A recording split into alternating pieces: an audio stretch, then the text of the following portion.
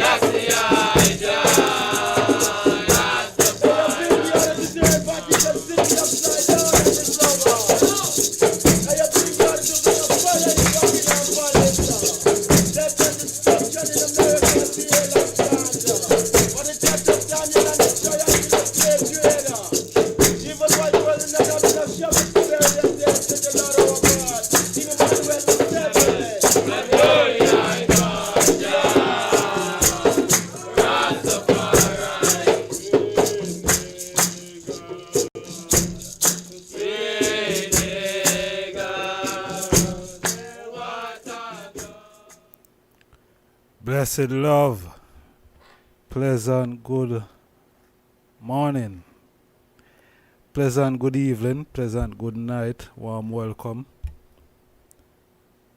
Honorable Ijahstar, I'm your host, and I want to greet the item in the divine name of His Imperial Majesty, Emperor Selassie the First, and also Empress Menen the First. Marcus I, Holy Emmanuel I, King Selassie I, Jah, Rastafari. One more day and we're above ground, beautiful viewers and subscribers. Great to have the item here, as the item know. Life is our ultimate position, not no greater than that, no matter what go on. So we give thanks. Another Sabbath has gone by. Give thanks the dawn setting. Give thanks another 7 working day start again. Yeah, so we give thanks for the black Christ in flesh. Yeah, give thanks I and I, Father and Mother, you know, King Alpha and Queen Omega. Yes. So, what would they have to look upon in the night here? I see a lot of people already. A lot of people getting a little bit jiggy. Yeah. But we give thanks. We look upon King Selassie, the Lion of Judah. Yeah. And when did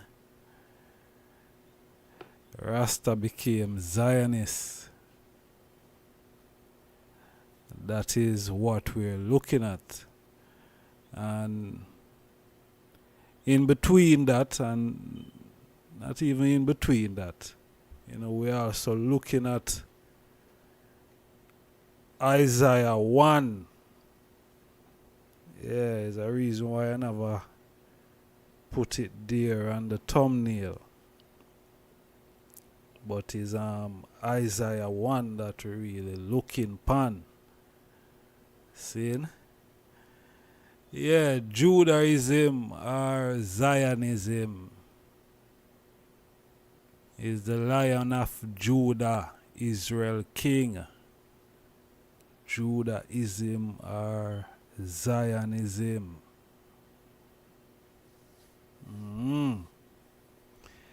There's absolutely no doubt that Zionism exists, and there's no doubt that Judaism exists. See? And I as Rastafari, sons and daughter, we always burn isms and schisms. From I know myself as a youth before I even acknowledge that I was a Rastafari myself. I've always heard Rasta burning all sort of ism. Rasta not deal with ism, you know what I mean? But there's no doubt that Judaism exists, and them said Judaism is the longest, I guess you can call it religion or theology. And out of Judaism, them say birth all these other religion. You know, you have Islam and Christianity and Buddhism and just name it. So Judaism is the oldest theology on the earth. That is what them say anyway. See? Now, if that is the case, if that truly is the case, that Judaism is the longest reigning theology, and Emperor Selassie the first, the Emperor of Ethiopia, the Emperor of Africa, King of Kings, Lords of Lords, conquering lion of the tribe of Judah.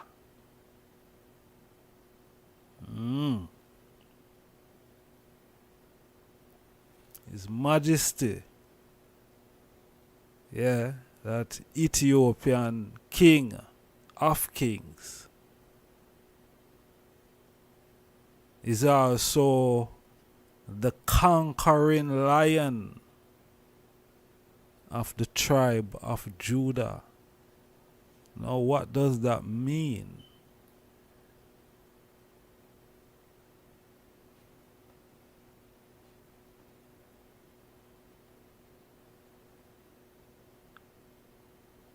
What does that mean?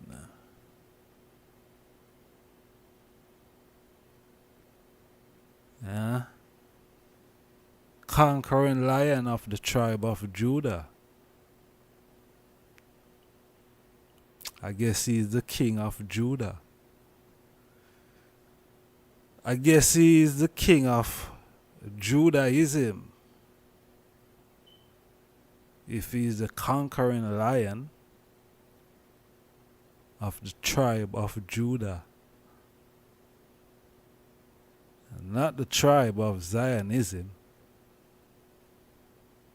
Not the tribe of Zion. No. The tribe of Judah.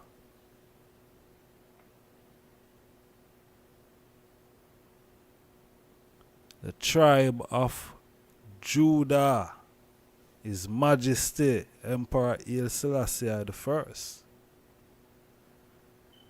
So, if Judaism, as they claim, is the oldest theology on the face of the earth, then His Majesty is the king of this theology.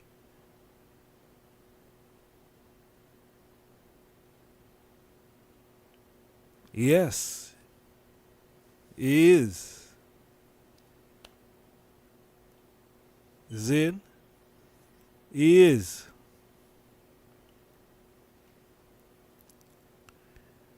Because Israel is what Judah claims to come out of.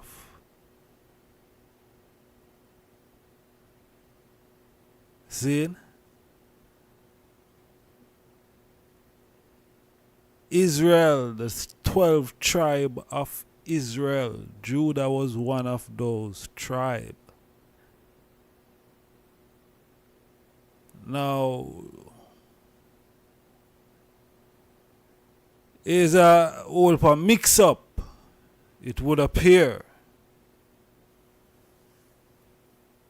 See? Yeah.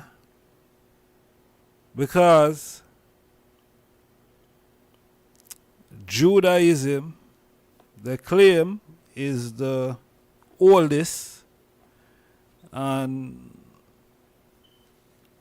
Judaism came out of Israel. Now, Israel is a tribe, as I stated a while ago. And Israel's father is Jacob. Zin. And Israel didn't exist until a wrestle with God, Jacob wrestle with God. And according to the scripture, God blessed Jacob and called him Israel. See? God blessed Jacob and called him Israel. Now, according to a lot of other ones, and a lot of researchers and scholars, they said that Israel is really a make-up name. You know, Israel really was put into the Bible for a specific reason. Because it was going along with Abraham, Isaac, and Jacob until Jacob claimed to wrestle with God, saying, which them said God is a spirit, but Jacob managed to wrestle with him until he bless him and call him Israel, change him name to Israel. And within that, when Jacob started to have youths, they became the 12 tribe of Israel. Seeing? They became the 12 tribe of Israel. And for some reason or another, they also became God's chosen people. Yeah, man. Israel became God's chosen people out of all of the rest of people them that God have created in his image and likeness. Him chose one specific set of people which were called the Israelites, or Israel, I should say. See?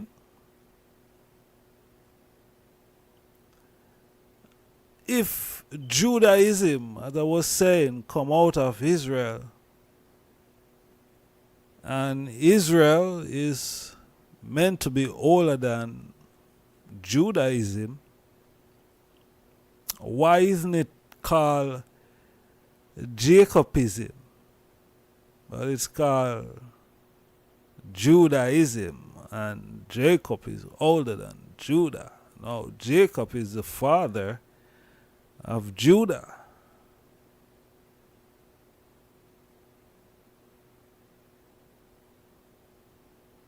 Jacob are the father of Judah. So, along the line, it appeared that some farmer mix up go on, because Judaism could be older than Jacob, coming out of Jacob.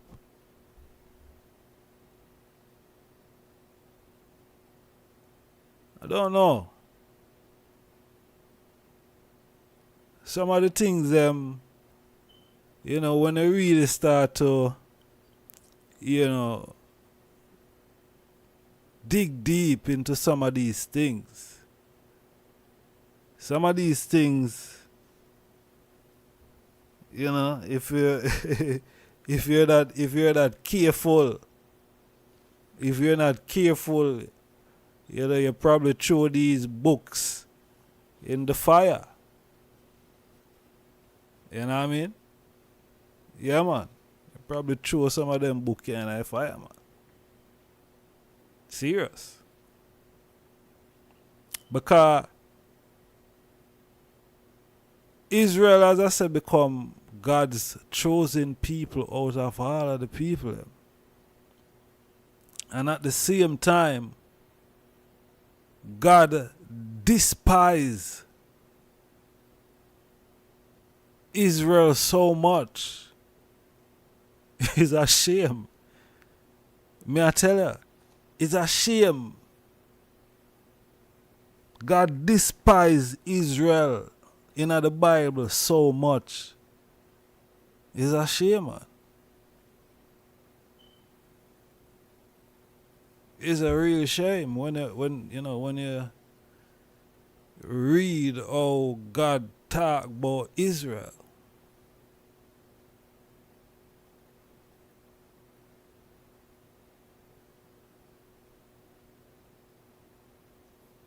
You know what I mean?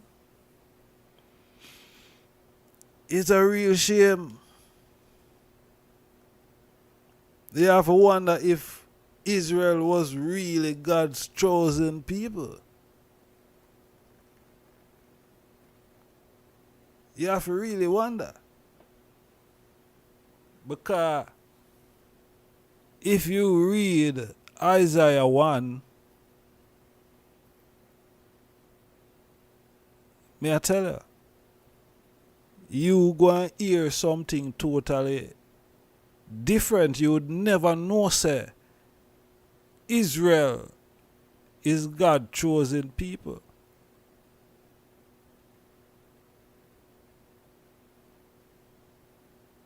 Because the man I said, boy, me did for call you all Sodom and Gomorrah, brother. The way Israel is, a Sodom and Gomorrah, me did really for call you now.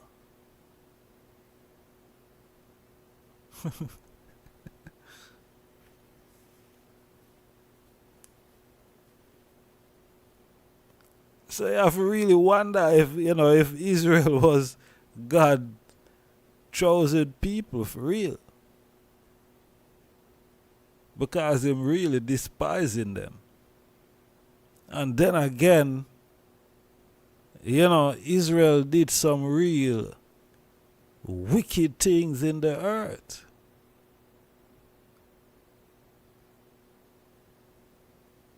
And you wonder how a loving, caring God put up with all of them wickedness there. No, may I tell her, it may I say, if you follow, if you really follow them book a more while, may I tell her, the man say, you know, you just have to read it with a clear conscience, you know. I'll find the truth in it for yourself. You see me? Find the truth in it for yourself. But Israel, I can tell you that God was really, you know, despise Israel in the Bible. And when you read Isaiah, it is clear. See it? Isaiah 1.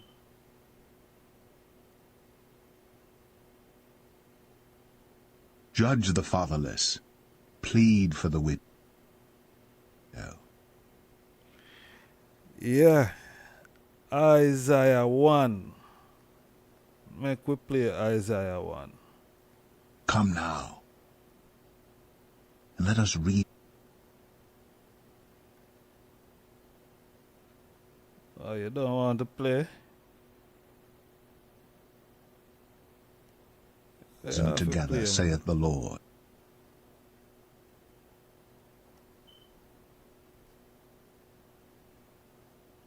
Joke thing. What an embarrassment. Isaiah 1 said, don't want to play. Though your sins be as scarlet, they shall be as white as snow. Though they be red like crimson, they shall be as wool. If ye be willing and obedient, ye shall eat the good of the land. Okay. But if ye refuse and rebel, ye... I want to do something totally different from what I'm instructing you to do.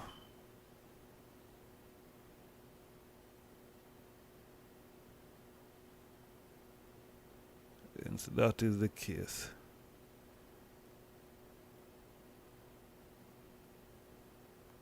let's do it other way. Isaiah 2.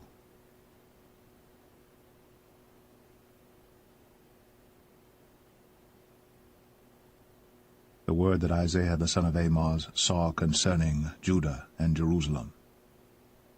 And it shall come to pass in the last days that the mountain of the Lord's house shall be established in the top of the mountains, and shall be exalted above the hills, and all nations shall flow unto it. And many people shall go and say, Come ye, and let us go up to the mountain of the Lord, to the house of the God of Jacob, and he will teach us of his ways, and we will walk in his paths. For out of Zion shall go forth the law, and the word of the Lord from Jerusalem. And he shall judge among the nations, and shall rebuke many people, and they shall beat their swords into plowshares, and their spears into pruning hooks. Nation shall not lift up sword against nation, neither shall they learn war any more. O house of Jacob, come ye, and let us walk in the light of the Lord. Therefore thou hast forsaken thy people, the house of Jacob, because they be replenished from the east, and are soothsayers like the Philistines, and they please themselves in the children of strangers. Their land also is full of silver and gold, neither is there any end of their treasures.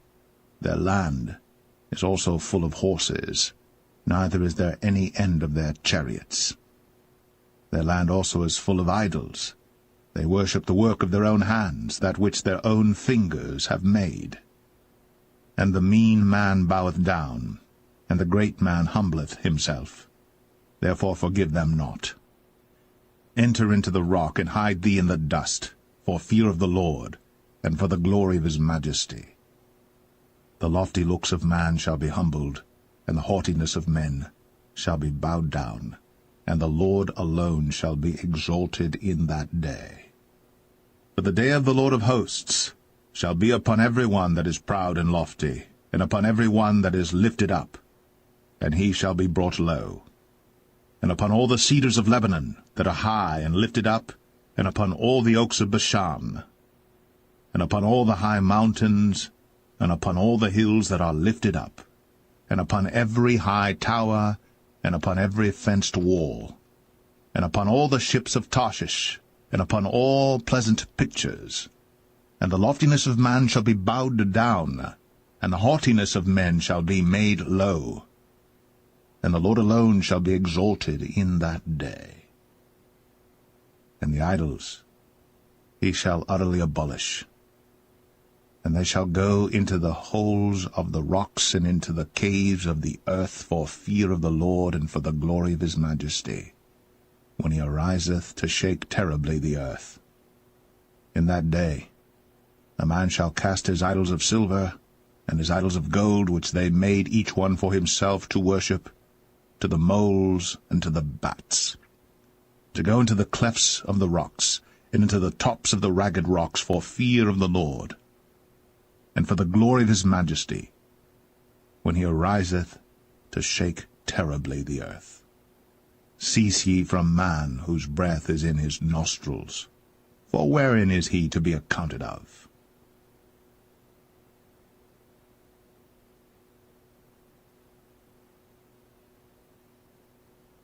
Isaiah 3.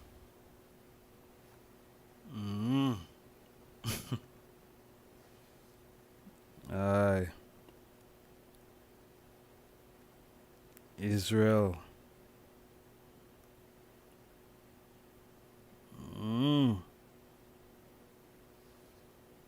Backward. No, the way I don't know, it's a vision still from Isaiah, but you know, it's like God never have nothing good to say about them.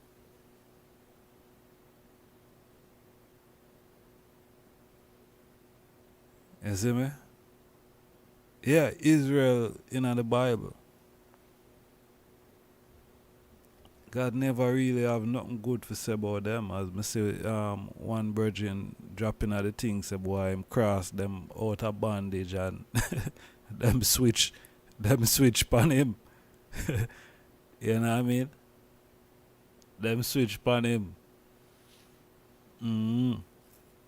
Which is, it's true. It's true. Yeah, it's true. Cross them out of bondage,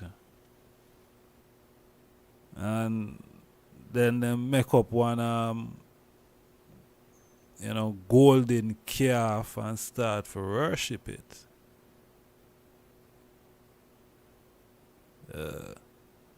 Israel did always love carving image and them something there. God, it clearly show you that them, after the I am that I am took them out of, Egypt, Zin, out of Egypt, not Kemet, don't get it twisted now. Lie them a tell with that part, not Kemet. Zin? Egypt is somewhere else. Lie. So God take them out of Egypt and bring them into the land of milk and honey, which meant to be the promised land. And I can't say, oh God, I go take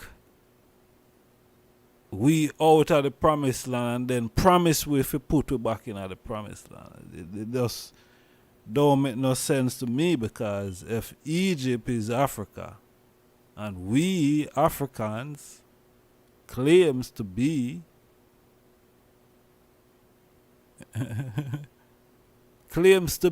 Hebrew Israelite, then and according to them, Egypt is in Africa. And I and I as Rasta say, boy, we have to repatriate back to Africa. So, how would God take we out of Egypt, which is still the promised land? It's not far away from Ethiopia. It's bordering Ethiopia. See? And King Selassie is the conquering lion of the tribe of Judah. That is Ethiopia. Why would God then promise us to bring us back into a promised land? Take us out of the promised land. And then, I don't know, it don't make sense. I want somebody to make that make some sense to me. You know what I mean? Don't make sense. If Egypt is actually in Africa, it wouldn't make sense.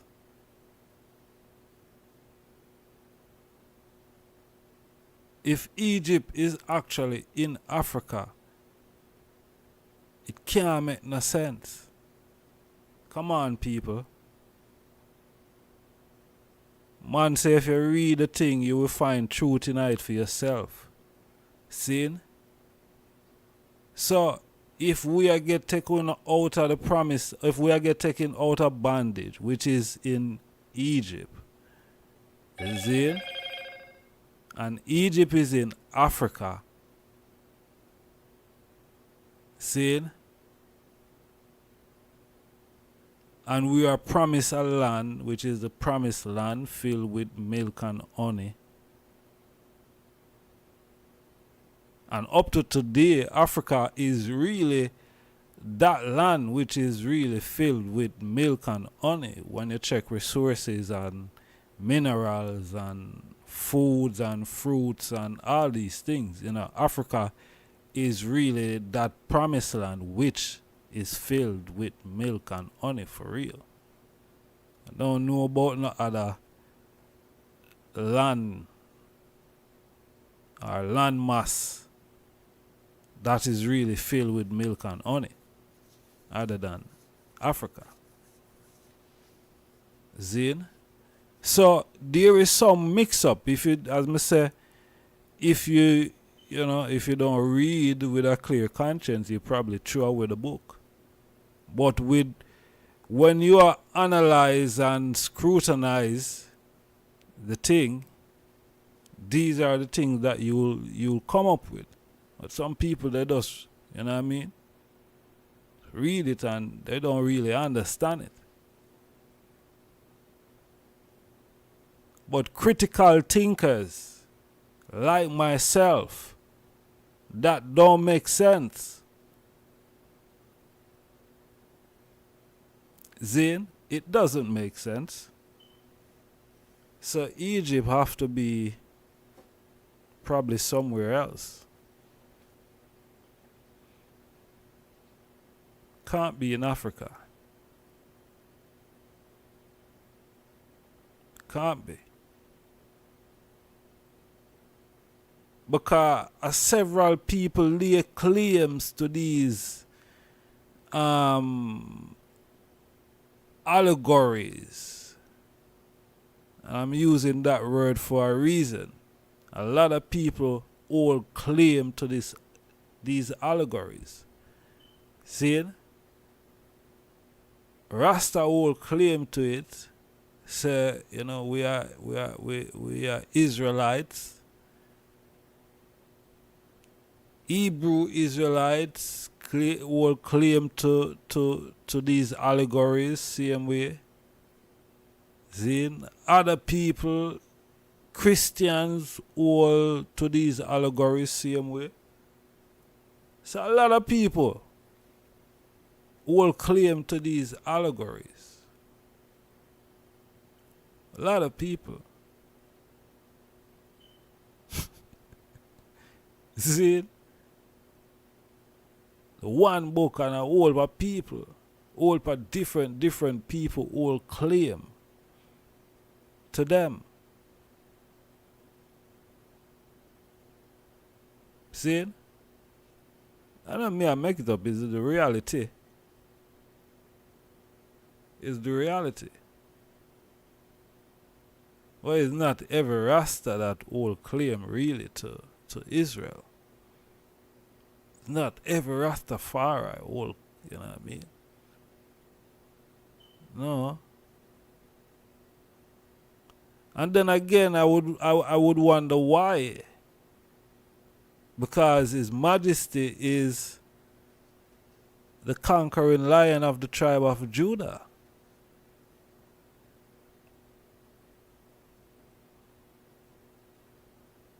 So, you know, you'd question why Rasta don't hold on to Israel. Since the Lion of Judah is the King of Israel. Israel God is Israel King. Isn't that the saying?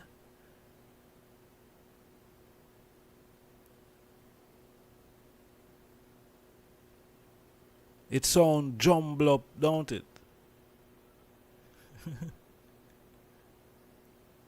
Yeah, man. It must sound jumbled up when you really analyze it. And when you're not analyzing it with a biased mind,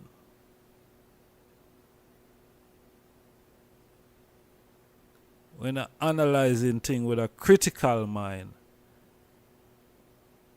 you know, people belief system, you know, start to shake.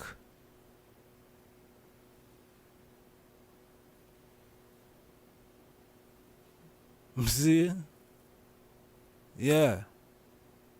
Because people don't look on things the way or I might look on things.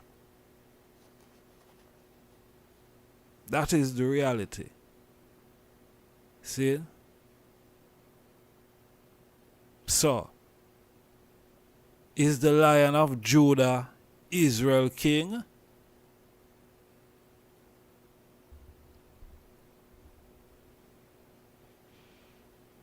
Is the Lion of Judah Israel King?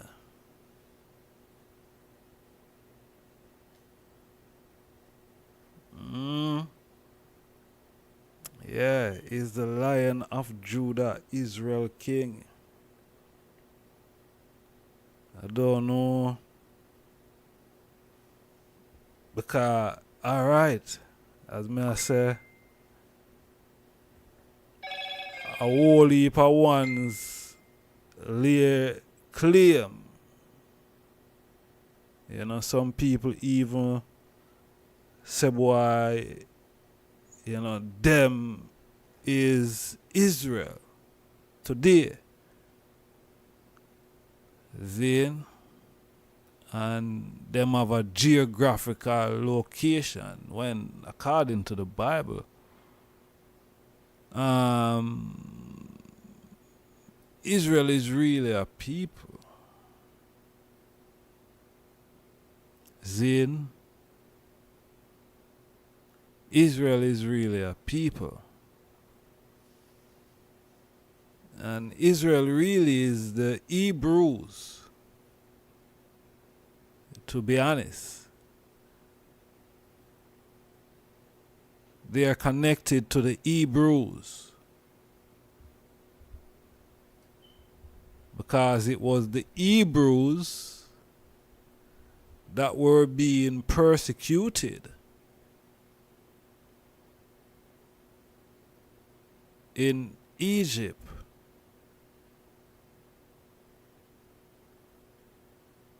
It was the Hebrews. But Israel seems to have many names.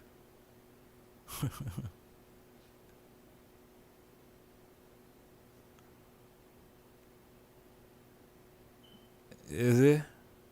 Israel seems to have many names. They keep changing the names. I don't know why. Must have suit certain occasion at certain time. Why the name keep changing back and forth. You know what I mean? One moment they're Hebrews, next minute they're Israel. Then Israel is disseminated and split up. Start to fight against them one another. Yeah, interesting. Brothers fighting against brothers.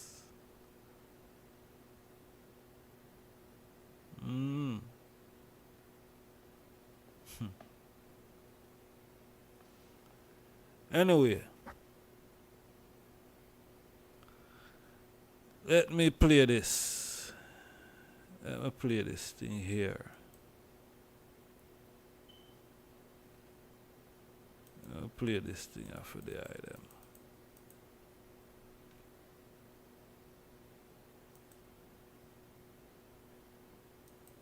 It's a fake name. Israel. Israel is a fake tribe, especially the tribe of Judah. We're the one that bind the Bantu people. The always say Bato. There is no Israel in the Bible. It's a fake name.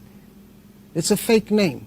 Israel. Israel is a fake name. Just like the land is real. They can have the land. But the name Israel in the Bible is a fake name. You have to understand our father's name. The name Akobi, which is in the Bible, which they put J on it. And remember, the letter J came around the 1600. Okay, 1600, there was 3 letters that came out. J, U, and W. Why didn't the Gentiles make it 24, 25, and 26? No, they don't want to do that because it's all a plan. So they made J number 10, they made U number 21, they made W number 23. That's why it's a WWW, 2 times 3 is 6, 2 times 3 is 6, 2 times 3 is 6, 666. Revelation chapter 13. Same thing with Jesus. Jesus' name, 666. Same as Lucifer, 666. You take all the numbers you take all the letters, you put the numbers next to it, times equals 74, times 9, the single number, which is 9, it's 666. Lucifer, same thing. You take all the names, put the letters on there, put the numbers on there, it equals 74, times the highest number is the single number is 9, equals 666. Revelation chapter 6, the name is the number is the name. So every time you call upon Jesus, you call upon Lucifer. Yes. Every time you call upon Jesus, you call upon Lucifer. They've done it on purpose. They've done it on purpose. Because they never want us to go back to our culture. Not religion. We don't have religion. We don't have religion. Religion is an institution created by the Gentiles. And when I say Gentiles, I'm talking about the Euro-Asian people, the Arabs, and the white people. These are the Gentiles. This is another one. Yeah, these are the Gentiles. Another Puroko. Yes, they're the Gentiles. We, the black and brown people, that's why when you ask someone, what color is your father in heaven? They will say, well, I don't know. I said, well, the Bible tells you his color. It tells you. Why are you saying you don't know? Let's look at Revelation chapter 1, verse 3. It says, he that sits upon the throne look upon like jasper and sardine stone. So go look at the color of those 2 stones. One is that color, and the other one is this color. That's black and brown.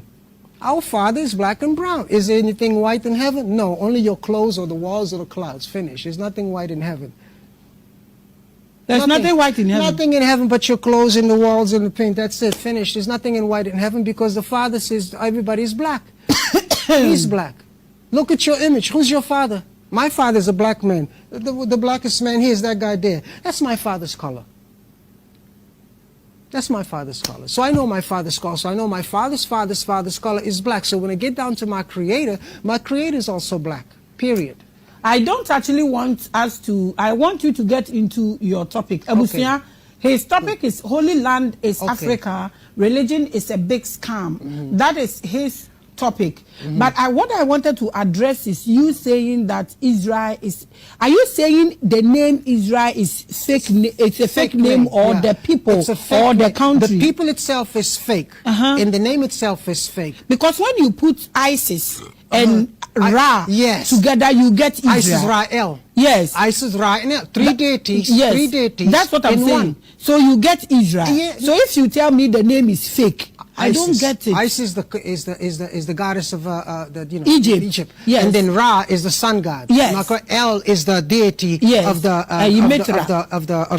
Canaanites. You see what I'm saying? So that's Isis, Ra, and El. That's his name. That's what I'm saying. That when you put it together, you get Israel. Do you honestly think our father on Yom Kippur is going to change the name of Akobi, which means the firstborn, into a name of 3 different deities? Come on, my sister. Think. So I'm coming. But you said I'm telling you, when you put ISIS and Ra, you get Israel. Yes. So let's say maybe the name is not a country, the name is not about people, but the name is real, but the translation is 3 deities put together into one. Yes. So when you say the name is fake, and we are able to put these 3 deities together to get the name, then I don't know how you will explain this. The name is real, but for us, we as black and brown people, that name doesn't belong to us. It's a creation done by the Gentile, placed in our book to replace our father's name from Akobi to from Akobi to Jacob, put a J on his name, and then that's why if you take the J, his name is Akob. You know what I'm saying? Akob.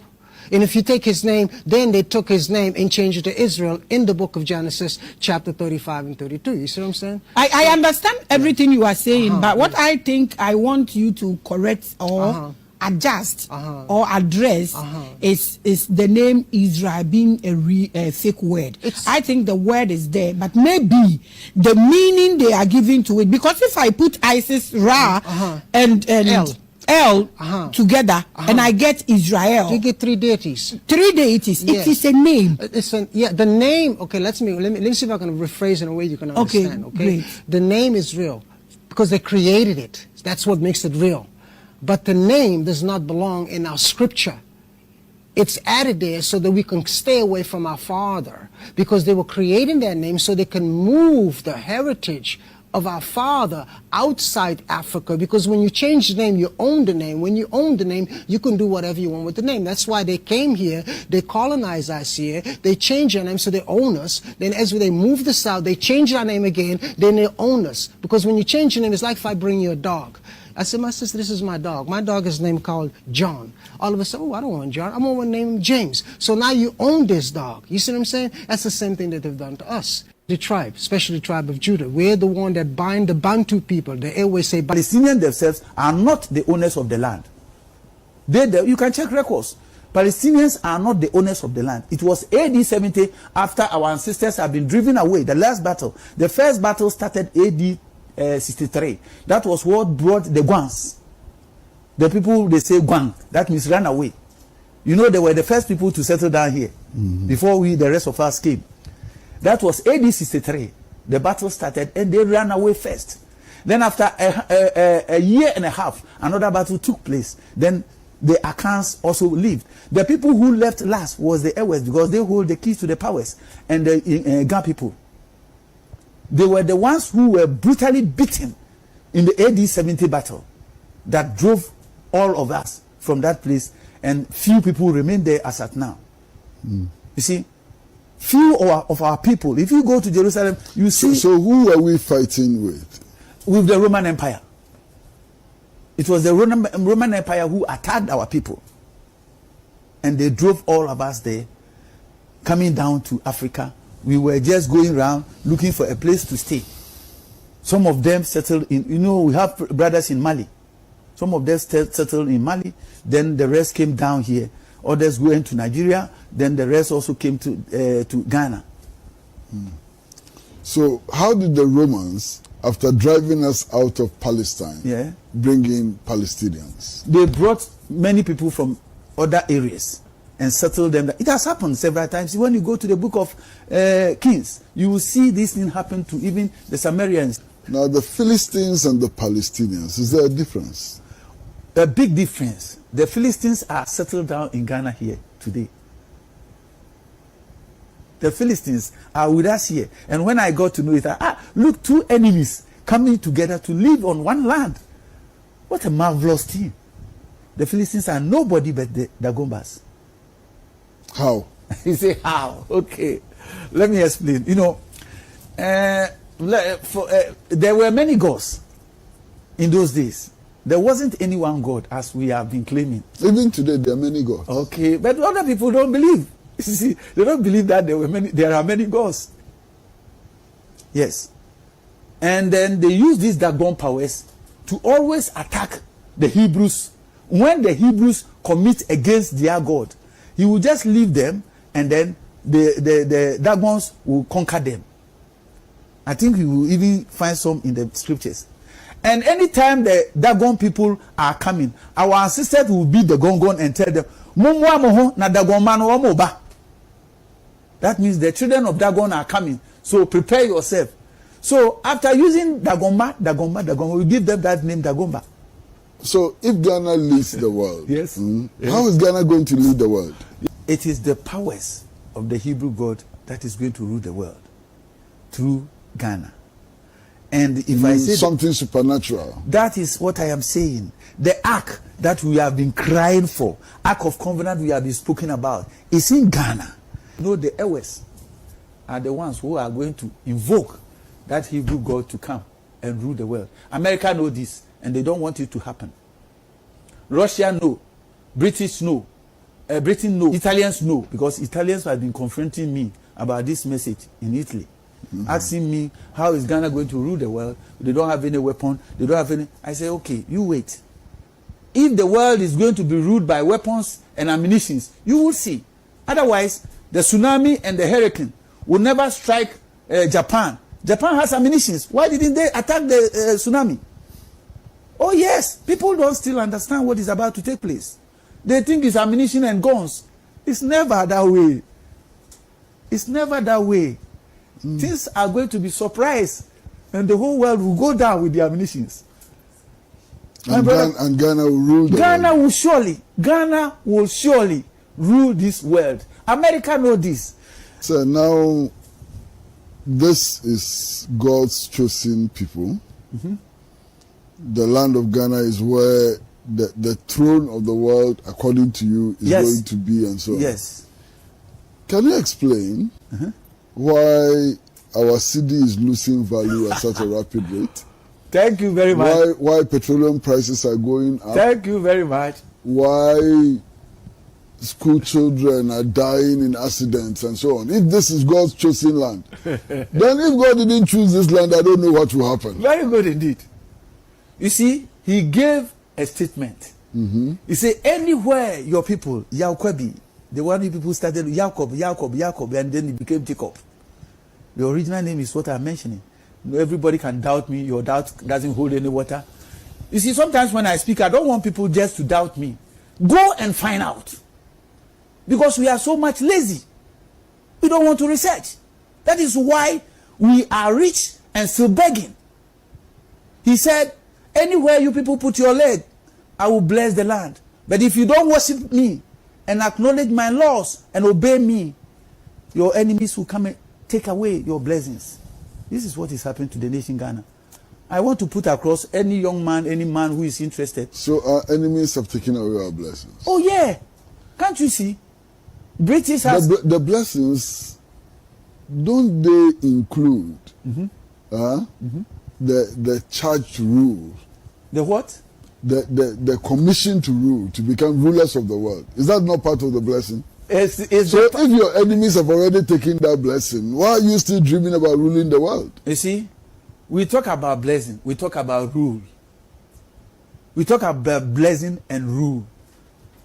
You see, Ghana has abundance of mineral resources in this land.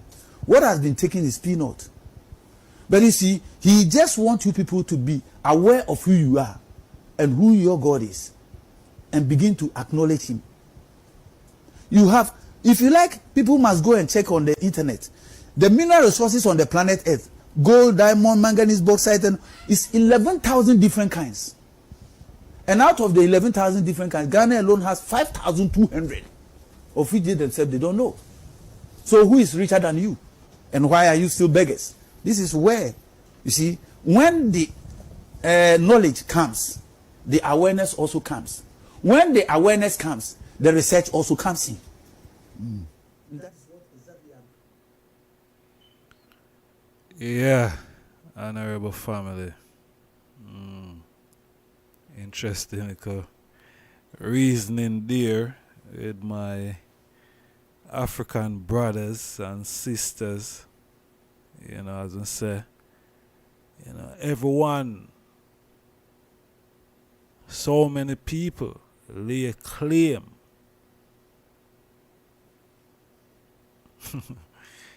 Yeah, so many people lay claim to Israel.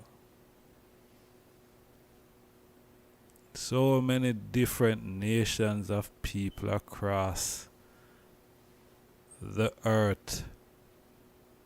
Yeah.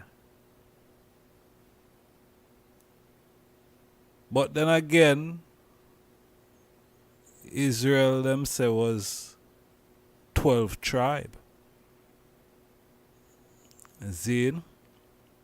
But if we reflect back to Shem, Ham, and Japheth,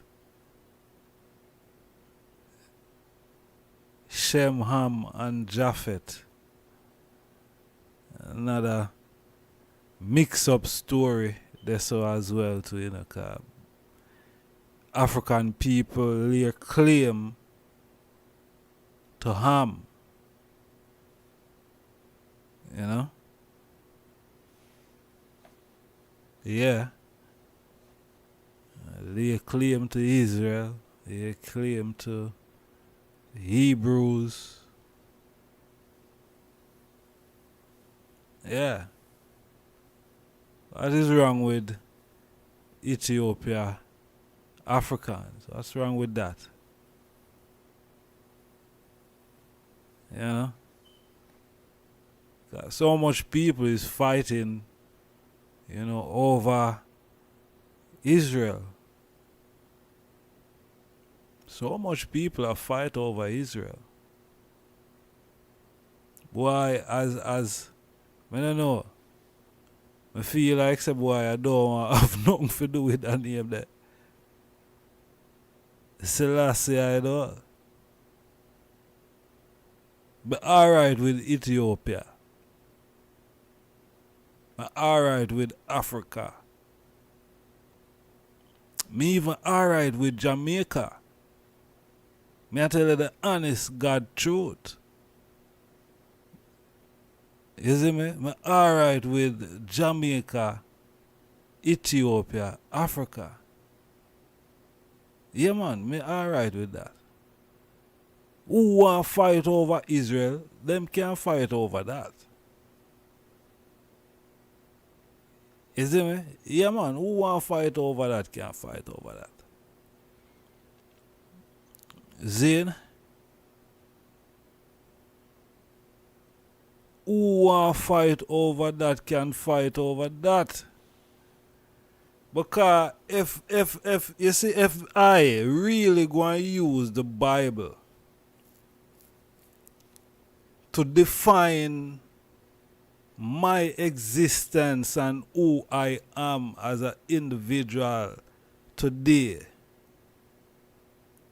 then according to the Bible, me there long before any Israel. Ijahstar would be here long before any Israel, according to the Bible. Even if we really use that, you know what I mean, to validate my existence, then me there long before that. Why me need to lay a claim to that? When me say everybody a fight over that, I'm there, I'm older than it, I'm there long before it.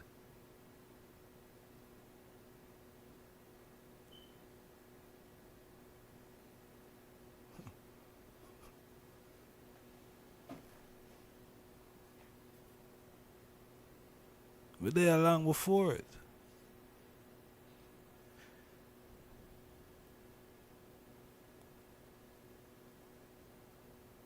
You see me? Me no need to lay claim to that. Too much people are fight over that, man. Zane, and as far as I can check my existence, I'm not of a people that is without a land or a home. I am not a squatter. The race and nation of people that I am from, we are not squatters. We are not intruders. We are not invaders. The nation of people that I, Ijahstar, am from, I don't infringe upon people human rights. I'm not from my people. My nation of people don't do that. I'm from a people that have a home, a land. Africa is a continent. That are my home. And if them don't want to accept me in Africa as an African, then well, Jamaica, I'm born in Jamaica. Jamaica is also my home. Zin. But me know say Africa is my home. So I couldn't be a people who are going to come and infringe upon other people's rights and take over other people's place. No. Africans, we don't do that. Ethiopian Africans, we don't do that. So, who want hang up on the name, Zin, who want to hang up on the name, and who want to fight over the name and say, we are the true this and we are the true that. Alright. I, a Rastafari, I couldn't care less. Who want to fight over any name? See? Because as far as I theology go, Rastafari is the new name that is great and terrible amongst the heathen. Not no Israel. No. Rastafari, here Selassie the first.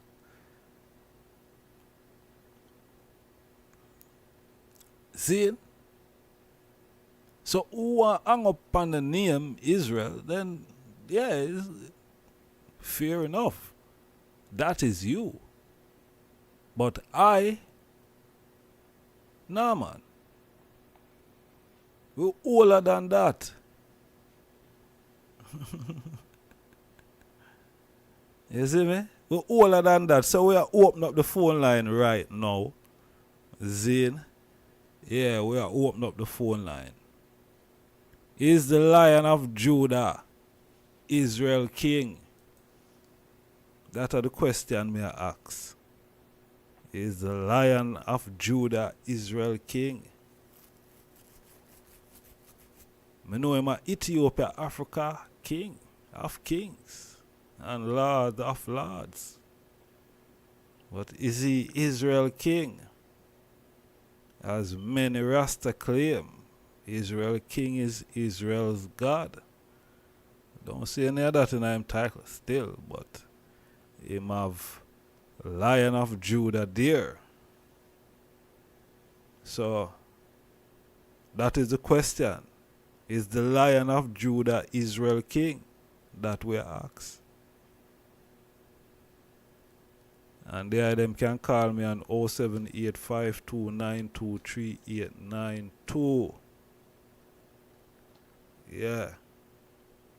think I've said my part. See? Yeah, I think I've said my part, so the item can contribute the item part. Yeah. I not fight over for being a Israel. I'm not Israelite, I'm not Hebrew Israel. I already Rastafari. And on top of that, me a Bobo. So, me not need all these other, nah. Melchizedek, Prince Emmanuel, Bongo Eddie come with Bobo Shanti within the Rastafari movement. Why do I need to hang up on, and other names? I'm already a member of the Ethiopia Africa Black International Congress. 10 miles Bull Bay. You see me? And nobody na say we for come off of that the land there out there, sir. Or a fight with the land. Well, we still look skirmish, yes. Why the Jamaican hierarchies, you see me? No, so them want to, have out there, sir, with that nice, great view. Them would have loved to have some hotels up in the hill there. You know what I mean? With a great view there. A lookout. Of course, they're trying. They're trying, of course. But Africa, Ethiopia, as we lay claim to, knowing that our King of Kings is the Ethiopian King of Kings.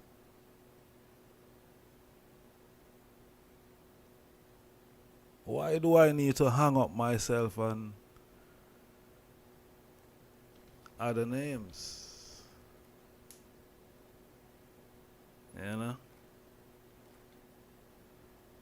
Nah, man.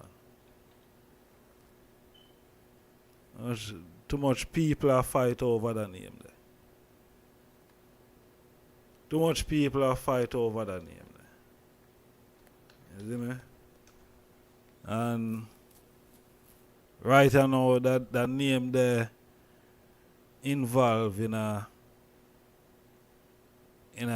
so-called, what you call it, war crimes and all these type of things. Why should I so associate myself with? No. Why? Nah, man. Guy, them take it and corrupt it. Them can't keep it. Yeah. Them can keep that. You see me? Them can keep that. We are take calls on 07852923892 is the Lion of Judah, Israel's King. I'm afraid of the question. It's a simple question. It's a simple yes or no. Simple yes or no. But we're taking calls on 07852923892.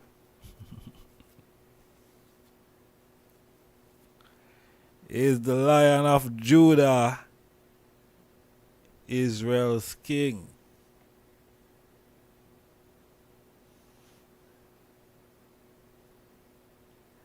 Is the Lion of Judah, Israel's King? That is the question I'm asking.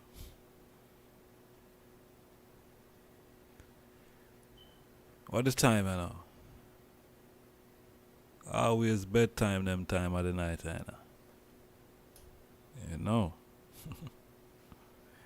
But yeah. Some interesting thing from the Ghanaian virgin them there. Ghana is going to run the world. I guess, Africa is going to run the world if that is the case. And we have no doubt about that. And I think Africa is still running the world. Africa is still running the world, man. Yeah. All of these so-called first world superpowers, all of them things that Africa them thief it from. All of them things. All of the things that them used to make them, whether it's mobile phone, computer, name it. AI, African things them steal, man. And them a bluff. Africans say they are in control with African things. Eh? They are in control with African things.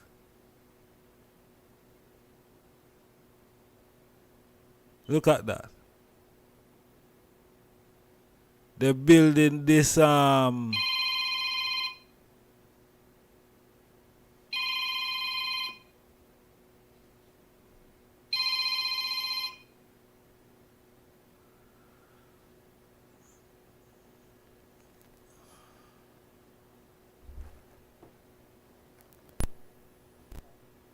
Blessed. Blessed. Good evening. Can you hear me? Blessed love. Can you hear me? Yeah, I can hear you. Okay. First off, let's give honor and praise. Hail Selassie, RASTAFARI. I'm giving my opinion of things. What I say, Judah is yes, I would say he is. Rasta is the only tribe that's making preparation, even though we might have a little warring going on. But Rasta is the only ones who are making preparation to do the things that is dealing with prophecy. So I would say, yes, that tribe is the Lion of Judah. I would definitely say that. Say that again? I would say that the Jamaican tribe they do hold the title of the Lion of Judah. So, yes. The question, the question is the Lion of Judah Israel's king? Yes, definitely, most definitely that. How? That's the only one who's making preparation. How is it? How is the Lion of Judah Israel's king? That's the only one that's active. I don't see no one else. I'm not asking what is active from what is not inactive, and I'm asking how is the Lion of Judah Israel's king? He's the only one that's doing royal and kingly things. I don't see nobody else doing anything but him. Everybody else is just sitting back talking. I'm seeing them in motion. I don't see nobody else in motion. I haven't even saw the Prince Emmanuel or anything in motion or nothing like that. So, you don't what? As a person. Say that again? I said I don't even see Prince Emmanuel. I just never even got to meet the person or anything like that, or even came into contact. But it's like that person is non-existent. But who is non-existent? Who is non-existent? Sir? Who you say is non-existent? I said Prince Emmanuel, it's like he's non-existent. I don't see him active in any other things, but I see the Lion of Judah is very active. Where? All over, everywhere.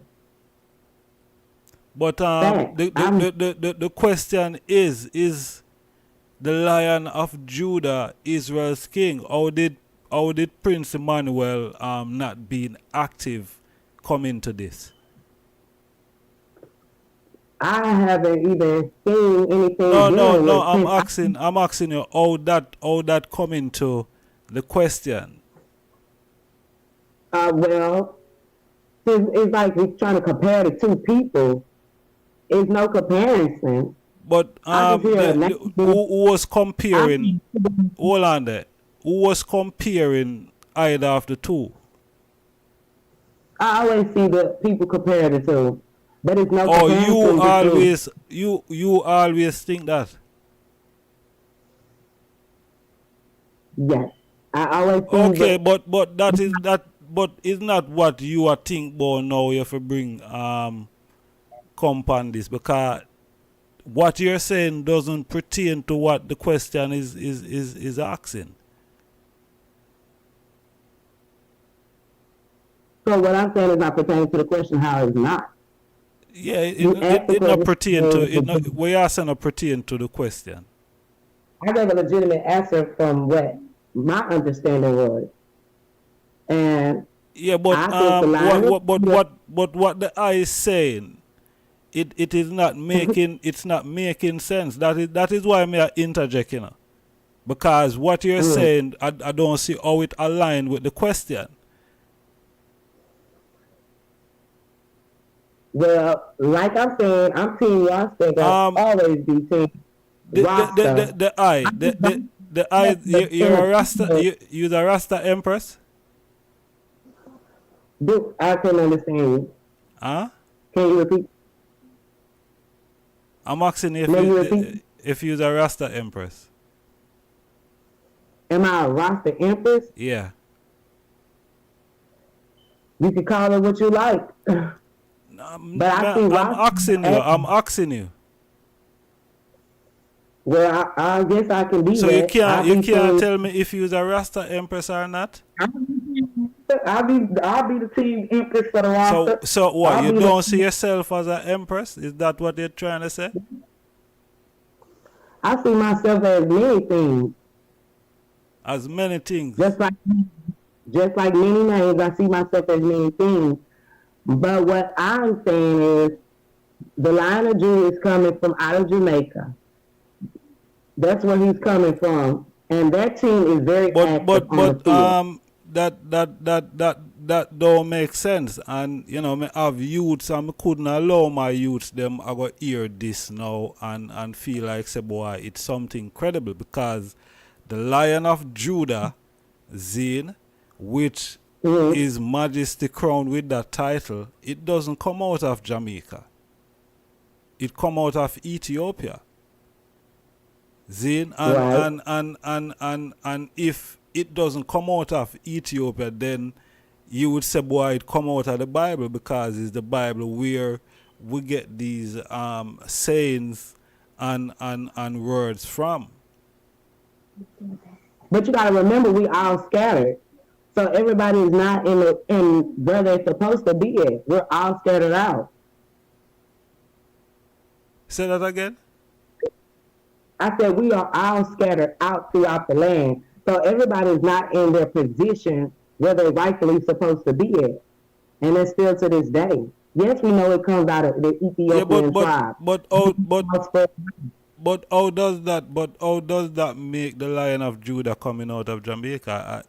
I don't get that. I'm sure other people on the platform not getting it. I mean, if you read the word, it says out of Ethiopia, but we're not. Everybody's scattered. Everybody's scattered out. It's just if you know your position and what you play. Seeing. We're all over. We're all over the land. We're not just in Ethiopia right now. That's why they're doing this Black Star lineup to get us back home. Everybody's not in the position where they're supposed to be at. Definitely not. So our Savior is not coming out of Ethiopia. Well, where is he?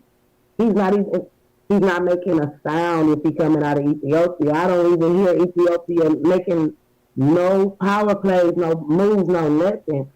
Who I see active on the field is the brothers of Jamaica active, are very active. Which brothers? Which brothers they're talking about? we name dropping?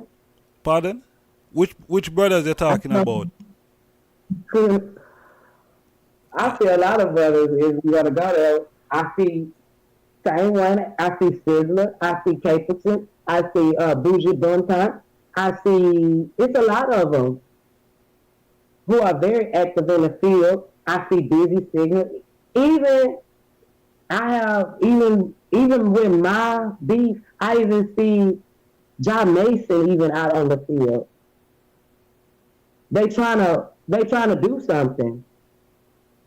They really actually are out front line trying to do something. No lie, they're actually out trying to do something. What is it that they're trying to do? They're trying to set free. They not hurting, they trying to set free. They trying to set the captives free. And they front line fighting Babylon hard just as well as we are. See. All right. Well, give thanks to the call. Give thanks to the answer to the question. Zin. Allow some other more people to call in and get their opinion also on the question. So give thanks, my sister. Manners and respect. Yes.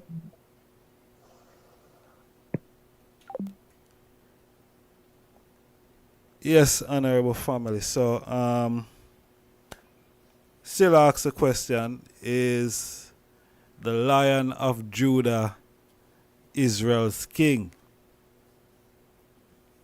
That are the question we are asked. See it?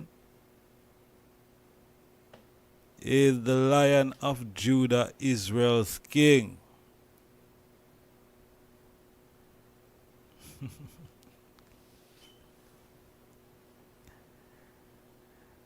Ah, boy. Is the Lion of Judah Israel's king? We're taking calls on 07852923892. Yeah. Is the Lion of Judah's Israel's king? Is the Emperor of Ethiopia? Let me put it like that.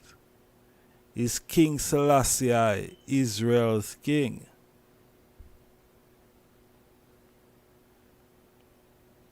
Okay, everybody had lay claims to Israel. See? As I was saying before the call interrupt, the virgins and sisters in them in Ghana are laying claims, saying that they were chased out of the land of Canaan into Africa, by the Romans. Interesting theory. Interesting, I must say. Interesting. And then another virgin saying that Israel is a fake name. It's a made-up name, he was saying, by 3 different deities. I guess they were trying to form the Trinity, if that is the case. The Trinity, if it's 3 deity, Elohim, Ra, and ISIS. Yeah.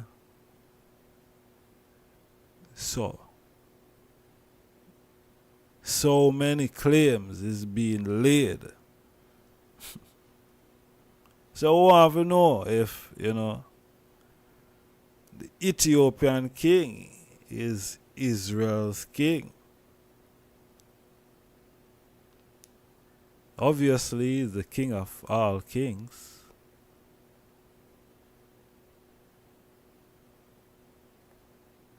He is.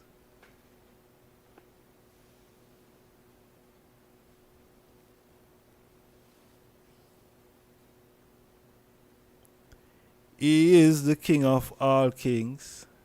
He is also the lion of the tribe of Judah. And not just the lion, but the conquering lion.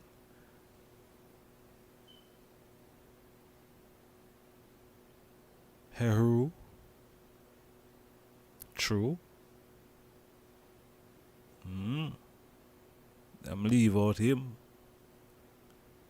Trying to merge three deity together.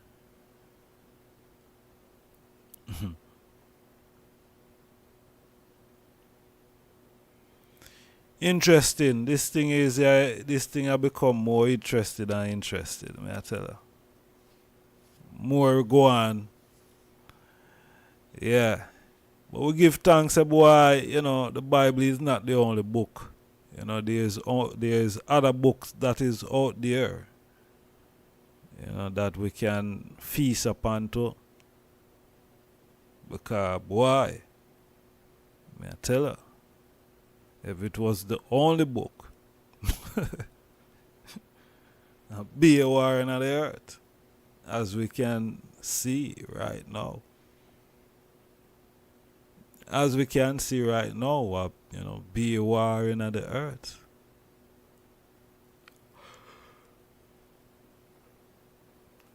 Yeah. Be a war in the earth. Say Israel a fight war. So give thanks. I guess the rest of books them that is here, that is shining light and other things, kind of balance out things that only certain place the war take place. Yeah.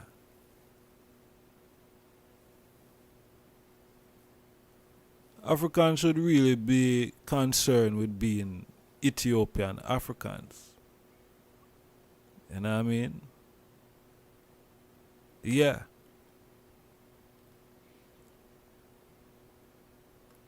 The other rest of things, them, too much. It too complex. Is it matter? But then again, history.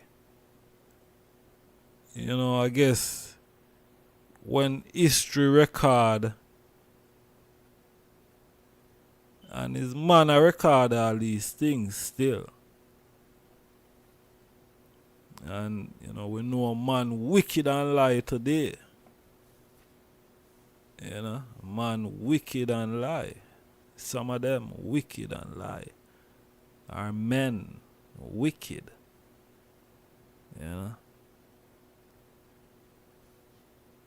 Yeah. And all the things them what we say.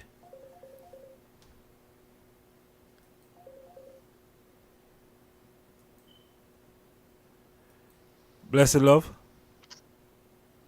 Blessed honorable ijahstars. Honorable my Lord. Rastafari. Holy Emmanuel I Selassie I Rastafari. My Lord. Man, give thanks to the downset it majesty. Yes, I. Yeah, man, give thanks to life, Yes, I am. Yeah, give thanks to the mindset program. Said we're listening and in the comment section. Let's see what take place. Yeah, man, give thanks to the powerful lioness we just called still, True, man. Yeah, everything wasn't, in my opinion, as clear, but yeah, in the core of it still, me can still her strength, you know. In other occasions when she call you, me her still. I can know say a lion is that strong black woman, so bless up her strength said there Yes, and her sir. opinions. Yeah, And man. I'd have to say, for the most part, I agree with what she's saying. In my opinion, research and knowledge of what I know is that His Imperial Majesty is no other than the God of Israel, you know, the conquering land of the tribe of Judah.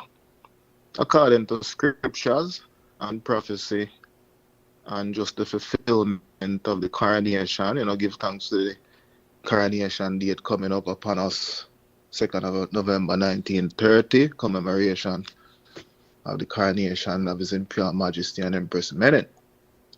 But yeah, most natural majesty, because the scriptures is all about the Israelites, you know, and the chronology of a people, or, you know, even more than Israelite, as you say, initial or just before on the program, is about the Black African.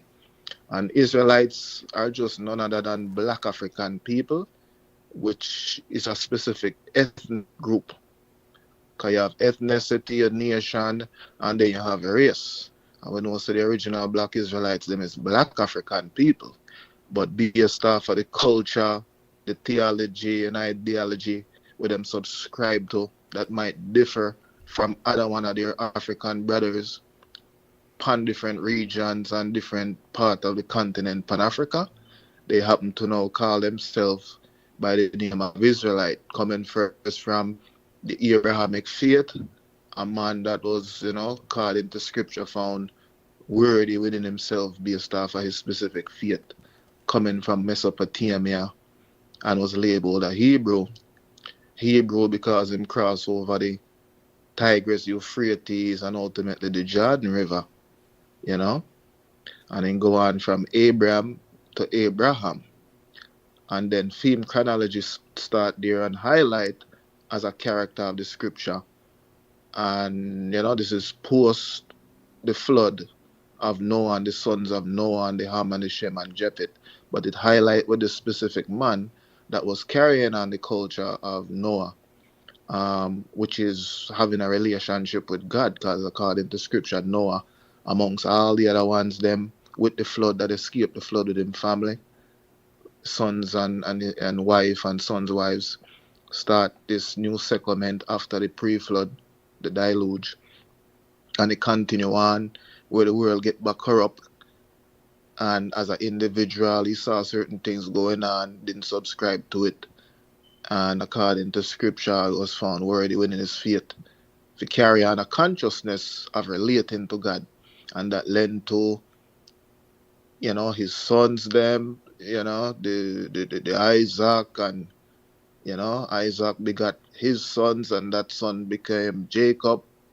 So it's basically a nation of people building from one particular man, and it built all the way up to offspring have children's, and that children set the foundation to start a bigger family known as the Israelites. And through time, history, many things happen. You know, in the scripture, the Deuteronomy, the kings, you have ones like Moses, which was a prominent figure as well, which was carrying on the culture and the chronology of having a relationship with God. And God, the Lord of hosts, use other human beings and other Israelites for one, people of Israel or the culture about things to do, how to behave, what rules to follow, what to practice, which even differ from other one of their African brothers. Though the culture where Israel take on was always a black African culture, but it was an original culture that in some ways been lost when certain tribes splinter off over there, certain tribes splinter off over there, and then even later on Israel itself becomes splinter off with the separation of Israel, which is the other tribes them, from what they know as Judah. But the whole relationship coming in with this Abrahamic faith towards a one God, which was known as monotheism. Monotheism is basically the one God concept, because throughout Mesopotamia and throughout Africa, it was polytheistic, meaning more than one gods. The God of the sun, the God of the rain, God for this blessing, God for that, pour out libations for that. There's various gods where people are looking to. So it just highlight a one where basically say, this God thing is getting ridiculous, brethren. God for your big toe, God for your finger. God when you want to get a woman, a God for that, or deities if you will, which is also a part of the culture and still exists, because we do know and recognize there is many gods. So I, while I'm monotheistic, we know so there's one almighty creator. I know say I am polytheistic as well. No one say there's many gods, because there's one almighty God, there's many gods. The I is a God, I is a God. And it's a culture of God and goddess. And we know that throughout the River Nile, from Kemet to Egypt, we know say even the land of Canaan as well is a God and goddess culture. Sumeria is a God and goddess culture. But so all right, here may I ask the I, my lad. yes, I just From a Rastafari perspective, Zane, yes. how would I explain, Israelites coming out of the land of bondage, which they claim is Egypt, which we know is in Africa. Zane, from a Rastaman point of view, from a Rastafari point of view, how would they explain, that, because Rastafari said, boy, we are look to return home. And we know that, boy, Africa is that promised land. Yeah, well, how I see Israelite and even the leaving out of Egypt is within, because in ancient time, Africa did big and broad. Previous program there I have mentioned that so-called modern day Israeli land, or Israel, biblical promised land, is East Africa, what them label as of late 1900s as Middle East. Before that, it didn't really exist as a Middle East. And even the plate, the Nubia plate, connect with right there. So the Levant, the Gaza, that is on the African plate, on a geographic, on a continental level as well. And pretty much Africa, even though it's a continent, a big prominent rock, it still connect with Asia. So from you can walk from Africa to Asia to Europe without having to go across the water. Just since they met the Suez Canal, them try to, tear off this to a degree. But it was a place where you can pretty much walk from Africa to China to Judgment Ball, to Russia, to Europe, and probably still can if there's any sort of land bridges there. But how I see the whole Israelite and Israel scenario there, it is a microcosm. Africa is the macro, because in the beginning there was no Israelite and no Israel. In the beginning there was black African man and woman. So it was in the beginning, so shall it be in the end. Israelite just represent the in-between, the chronicles of man relationship with God. And like me that alluded to before, you had a cultural clashing and different thing. Tribal warfare, where even still are going to this day within Africa, where you see ones migrate. You hear the brother where you play there, which I agree with, the Bantu expansion, where they migrate around Africa. Some African tribes and nations still have up the Bantu. They say they come in and exterminate for them tribes or whatnot. But they not really, they just come in and settle and appropriate, and they just happen to be the more dominant culture. So they prevail, while certain other cultures, their practices and ways maybe fall away. But they have their lineage, and we also know that Israelite during the Romans' time and even before in Babylon, Assyria, they were scattered on more than one occasion. And it was just not to Europe.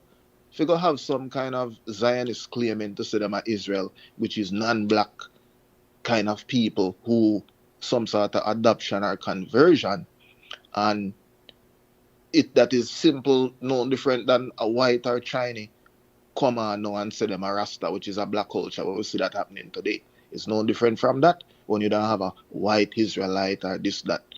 You know, given that anybody free to come to God and recognize God.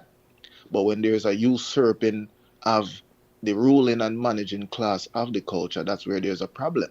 Because we know say it is a black culture being the original people, and we are carrying on that legacy. So we are ordained to hold certain position to carry out that black culture as the original black man and woman, to preserve the black race and all other peoples who want to lend to serving a true and honorable God. But Israel, there was a promised land covenant given to Moses with God, you know, and the Israelite at that time coming out of Egypt, because Egypt represented at that time a place where they're settled, just like they were previously in the land of Canaan as well. They were first in the land of Canaan before they come to Egypt, and Canaan was like a satellite extension of Egypt during that time. That's why you hear the original lend to the Isis, the Ra, and the El. El have background coming from Mesopotamia, as you mentioned, Elohim, Ra, the sun god Ra, or them have as a religion, but it was just a recognition of giving honor to the sun, because without the sun, I and I can't live. But we know, say, in many things, people get overzealous, and what was a culture and an honor become religion, which is the ism and schism and confusion and dogmaticness of how a particular thing they look upon. So the honoring of the sun, God, Ra, to respect the sun, and having a deity is symbolic of that now become a religion where man say, oh, if a boy praise, if a boy violate, Ra, boy dead. Which is just like, say, give thanks for the sun, you get up in the morning and say, give thanks for life, give thanks for the heat, the air, and the water. It's just got respect for nature. Because even, you know, when man lost themselves before they recognize God in the flesh, they recognize nature just based off of the benefit when nature give them, the elements and various things. So it was just a natural thing we get taken out of context and become hardened religion, much like we see Christianity and Islam and other religions of late.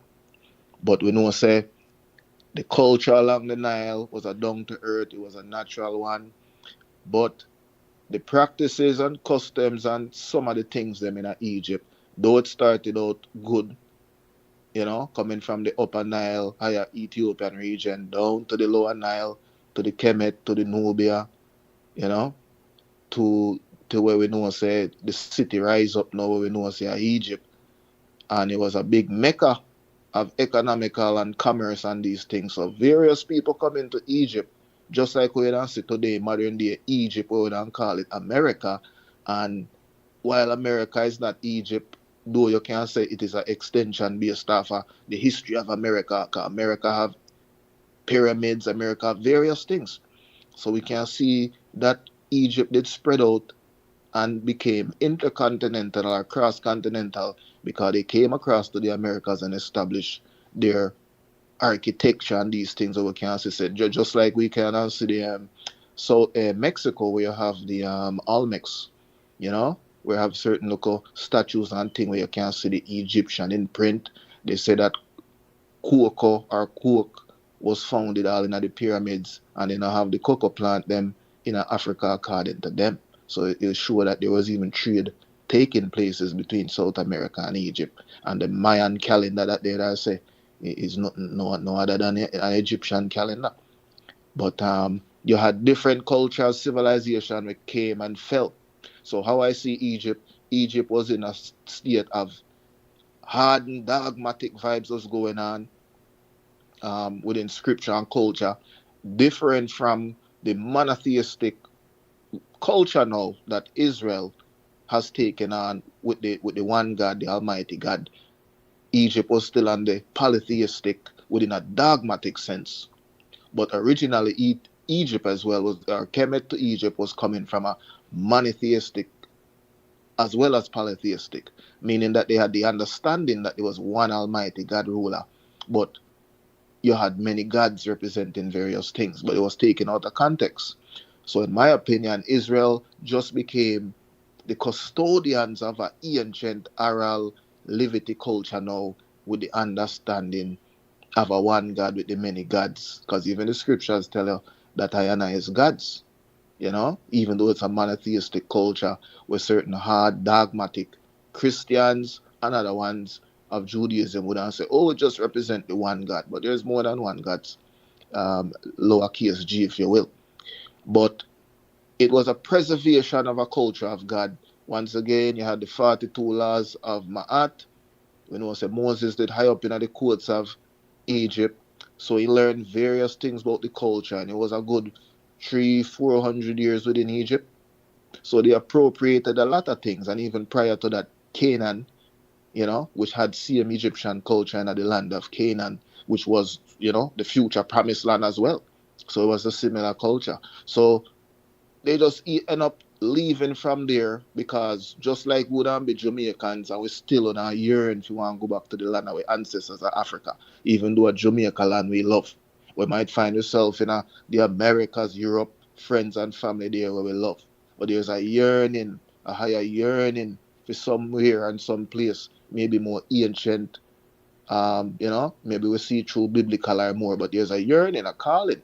So once we heed that call, because it was not all the Israelites them that leave out of Egypt and went, but the prominent one them where I listen to the words of Moses, leave out, you know, to go found what was the promised land, and it was in the land of Canaan, which is northeast Africa.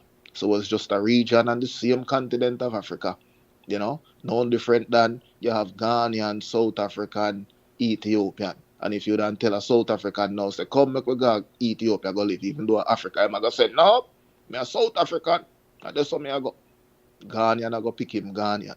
So everybody have their local place where they love, where they call home, though it's one Pan-African family, Pan-Africa. So,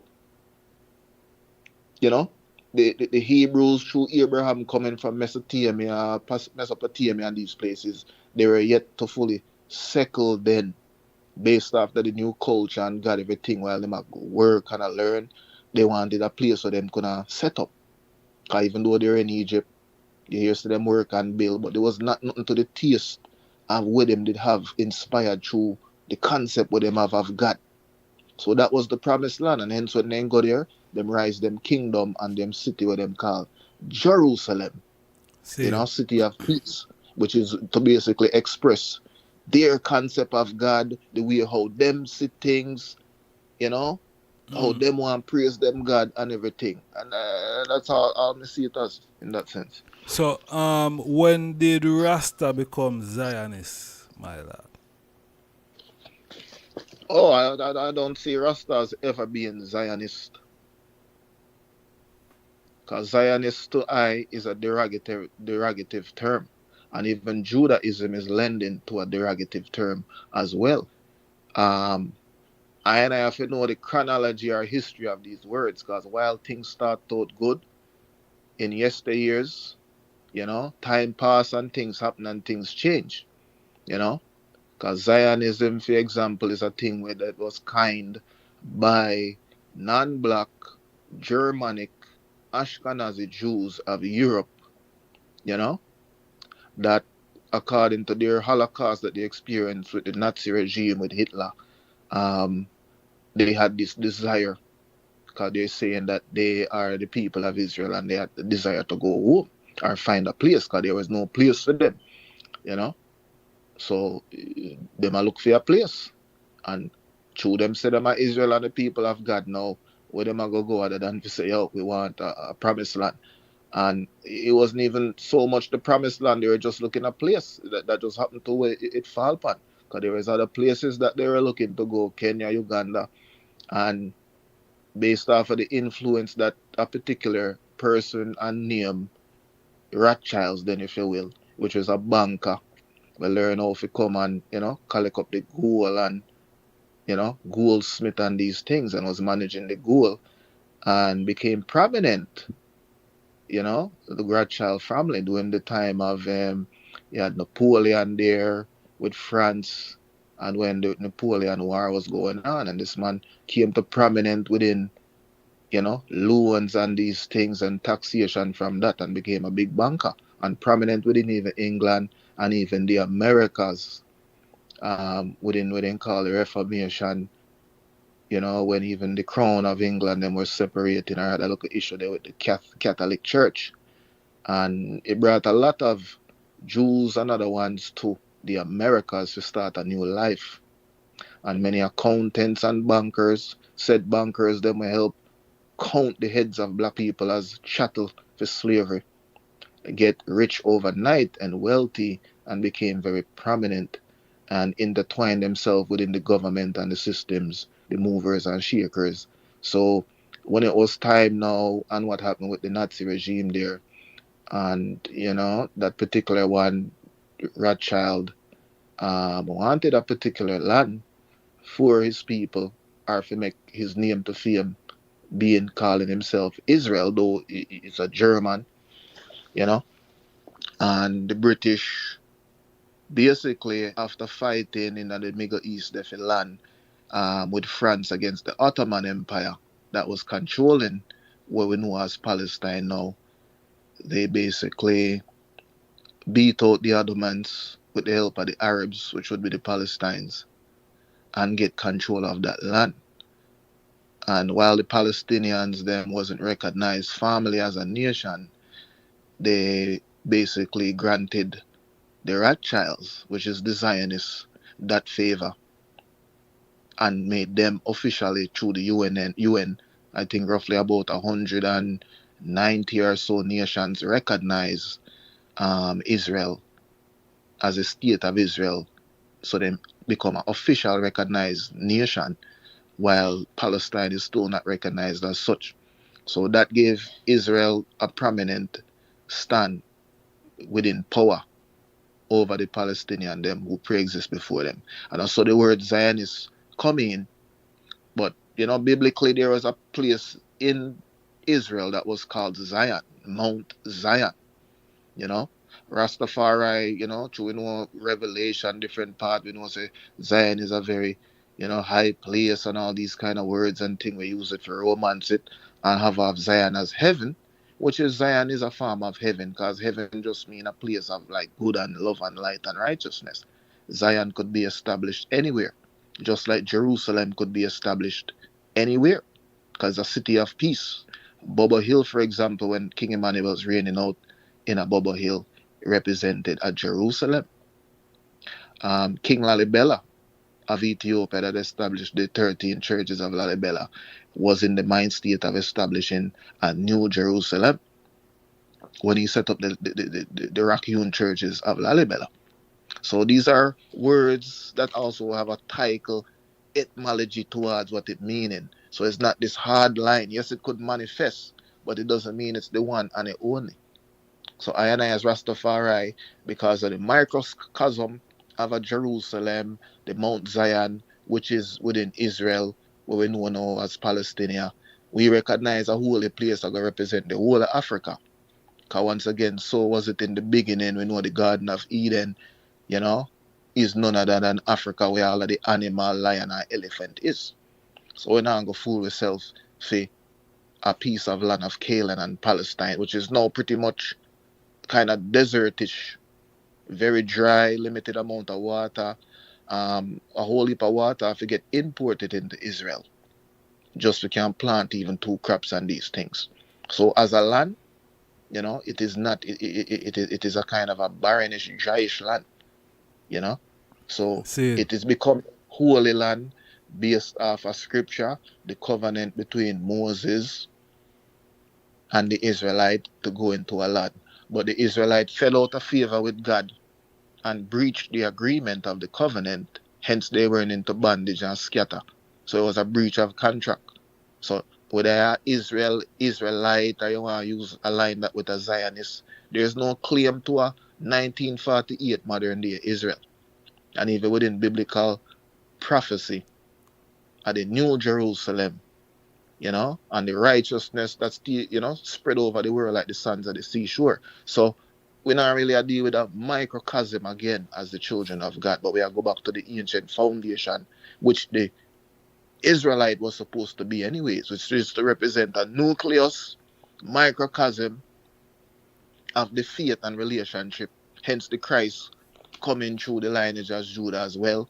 There's no way to the Father without going through the Son, which is just, a heart for your kingdom and an understanding and relationship, a consciousness with God to make one's worthy of a salvation, which is the saving of themselves. For those who have faith, so the saving is to say, if you go against God, there's going to be judgment and hell and torment, whether in this life or a second life or after the second death.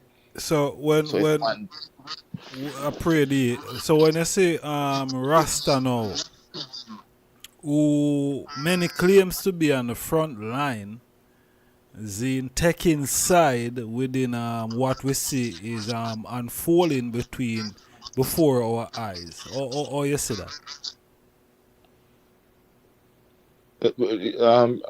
You can repeat and fully over. When you say Rasta, when you say Rasta now, in the whole conflict that we see is going on. Oh, okay, the conflict, okay. Yeah, I take side. Or you say that? No, that is absolutely wrong. It is giving I bad name.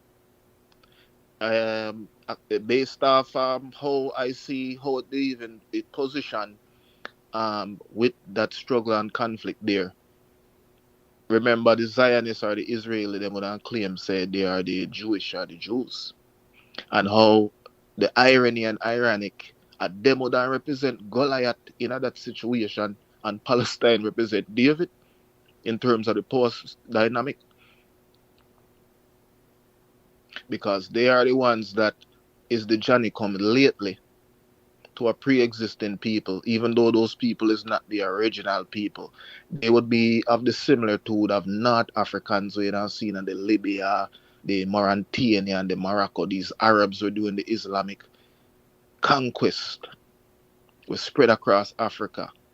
They come there and they colonize and settle. And because they have been there for many centuries now, become commonplace and take it as their native land, because they could go back for such and such generations. But if we study the history, we know say a black people place, just like Palestine there, the land of Ham, the land of Canaan, the land of Mizraim, a black people place. But nonetheless, within the modern time, then become who them come. So I would see any Rastas taking on to say they are the modern day Zionists. Even though we love Zion, holy place, righteous place, within that context, it is a two-edged sword context when it comes to Judaism. It's a two-edged sword context when it comes to Zion and Zionists. And it's a two double-edged context when it comes to Judaism. Because we're in a world where there's an identity crisis, especially with black people. And we say once take on with identity, take on with name, colonize with, appropriate with culture. And these things are a reality.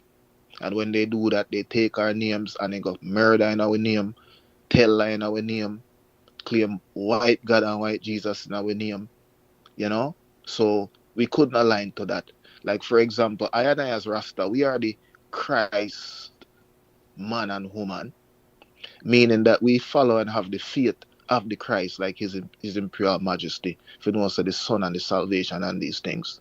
But within the said token, I born Christianity, because we know the hardline religion that it has become, because before Christianity, not within the said wordage, but we know say a follower of Christ.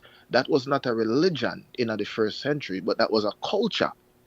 Ones we see this one chatting, a prophet, visionary, great words of wisdom and showing light and righteousness, and one became followers and took on the faith. So this man liveth is the way to salvation. No different than we see his imperial majesty now, no different than Bobo Shanti, say King Emmanuel.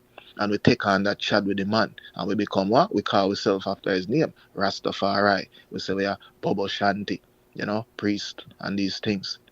So it's no different than in those days we were the Christ man of following Christ.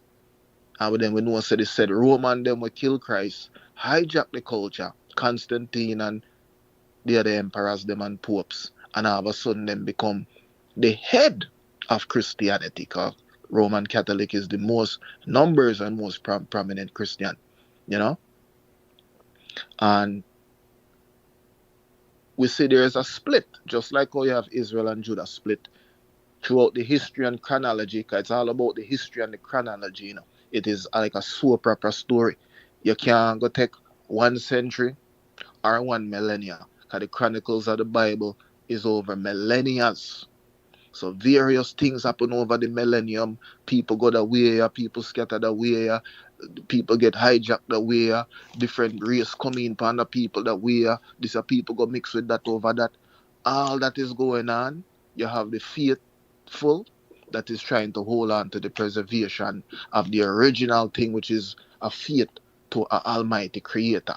And that is the essence of Israel. That is the essence of what is Judaism in an original and ancient form, because it's just holding to the principles of the 10 Commandments and the faith and the love and the tradition.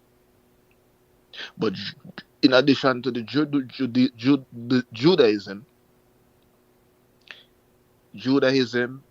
would represent the Old Testament that doesn't recognize the Christ within his manifestation in the earth. So while we even as Rasta, we recognize Judaism, that is just within a historical context per se, because once again it's the chronicles and we are moving on. Since Judaism, the Abrahamic faiths arise, Israelite is chatting, the Christ manifests.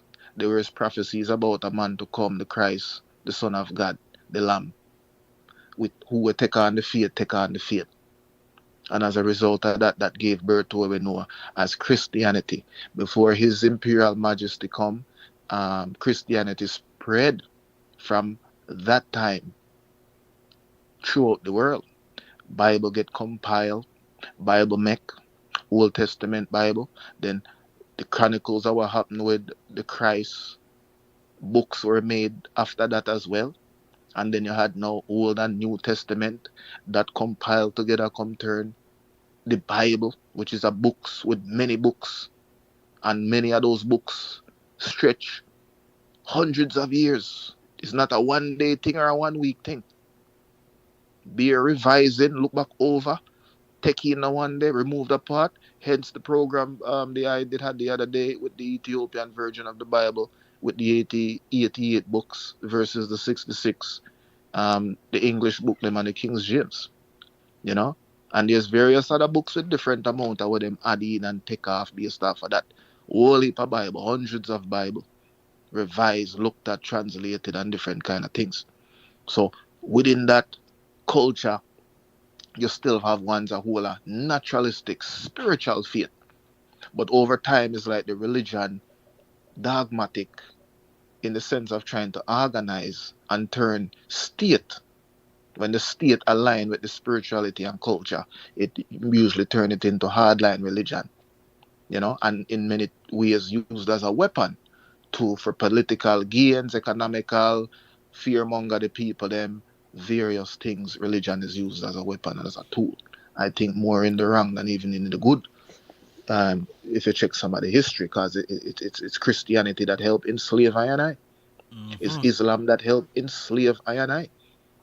You know, though they write so eloquently and everybody don't say for them God are the greatest contest for the who have the greatest and best God. We are yet to see the love. Because when you read scriptures, they say God is love. But you more hear the bellowing of my God is the greatest and my God is the toppest God we can do superpower things. But you're yet to see the simple look of love. Give it the simple look of love. You can take walk on water and fly like with cape like Superman. That's great. But can your God show us a look of love? Rasta, and that is the situation. That is the situation we are seeing in the Middle East. We're the chosen one of God. And a two bomber drop per man judgment. Yeah. Well, you know, see what to the olive branch. Well, this is the thing, you know, cause what we must not forget is this.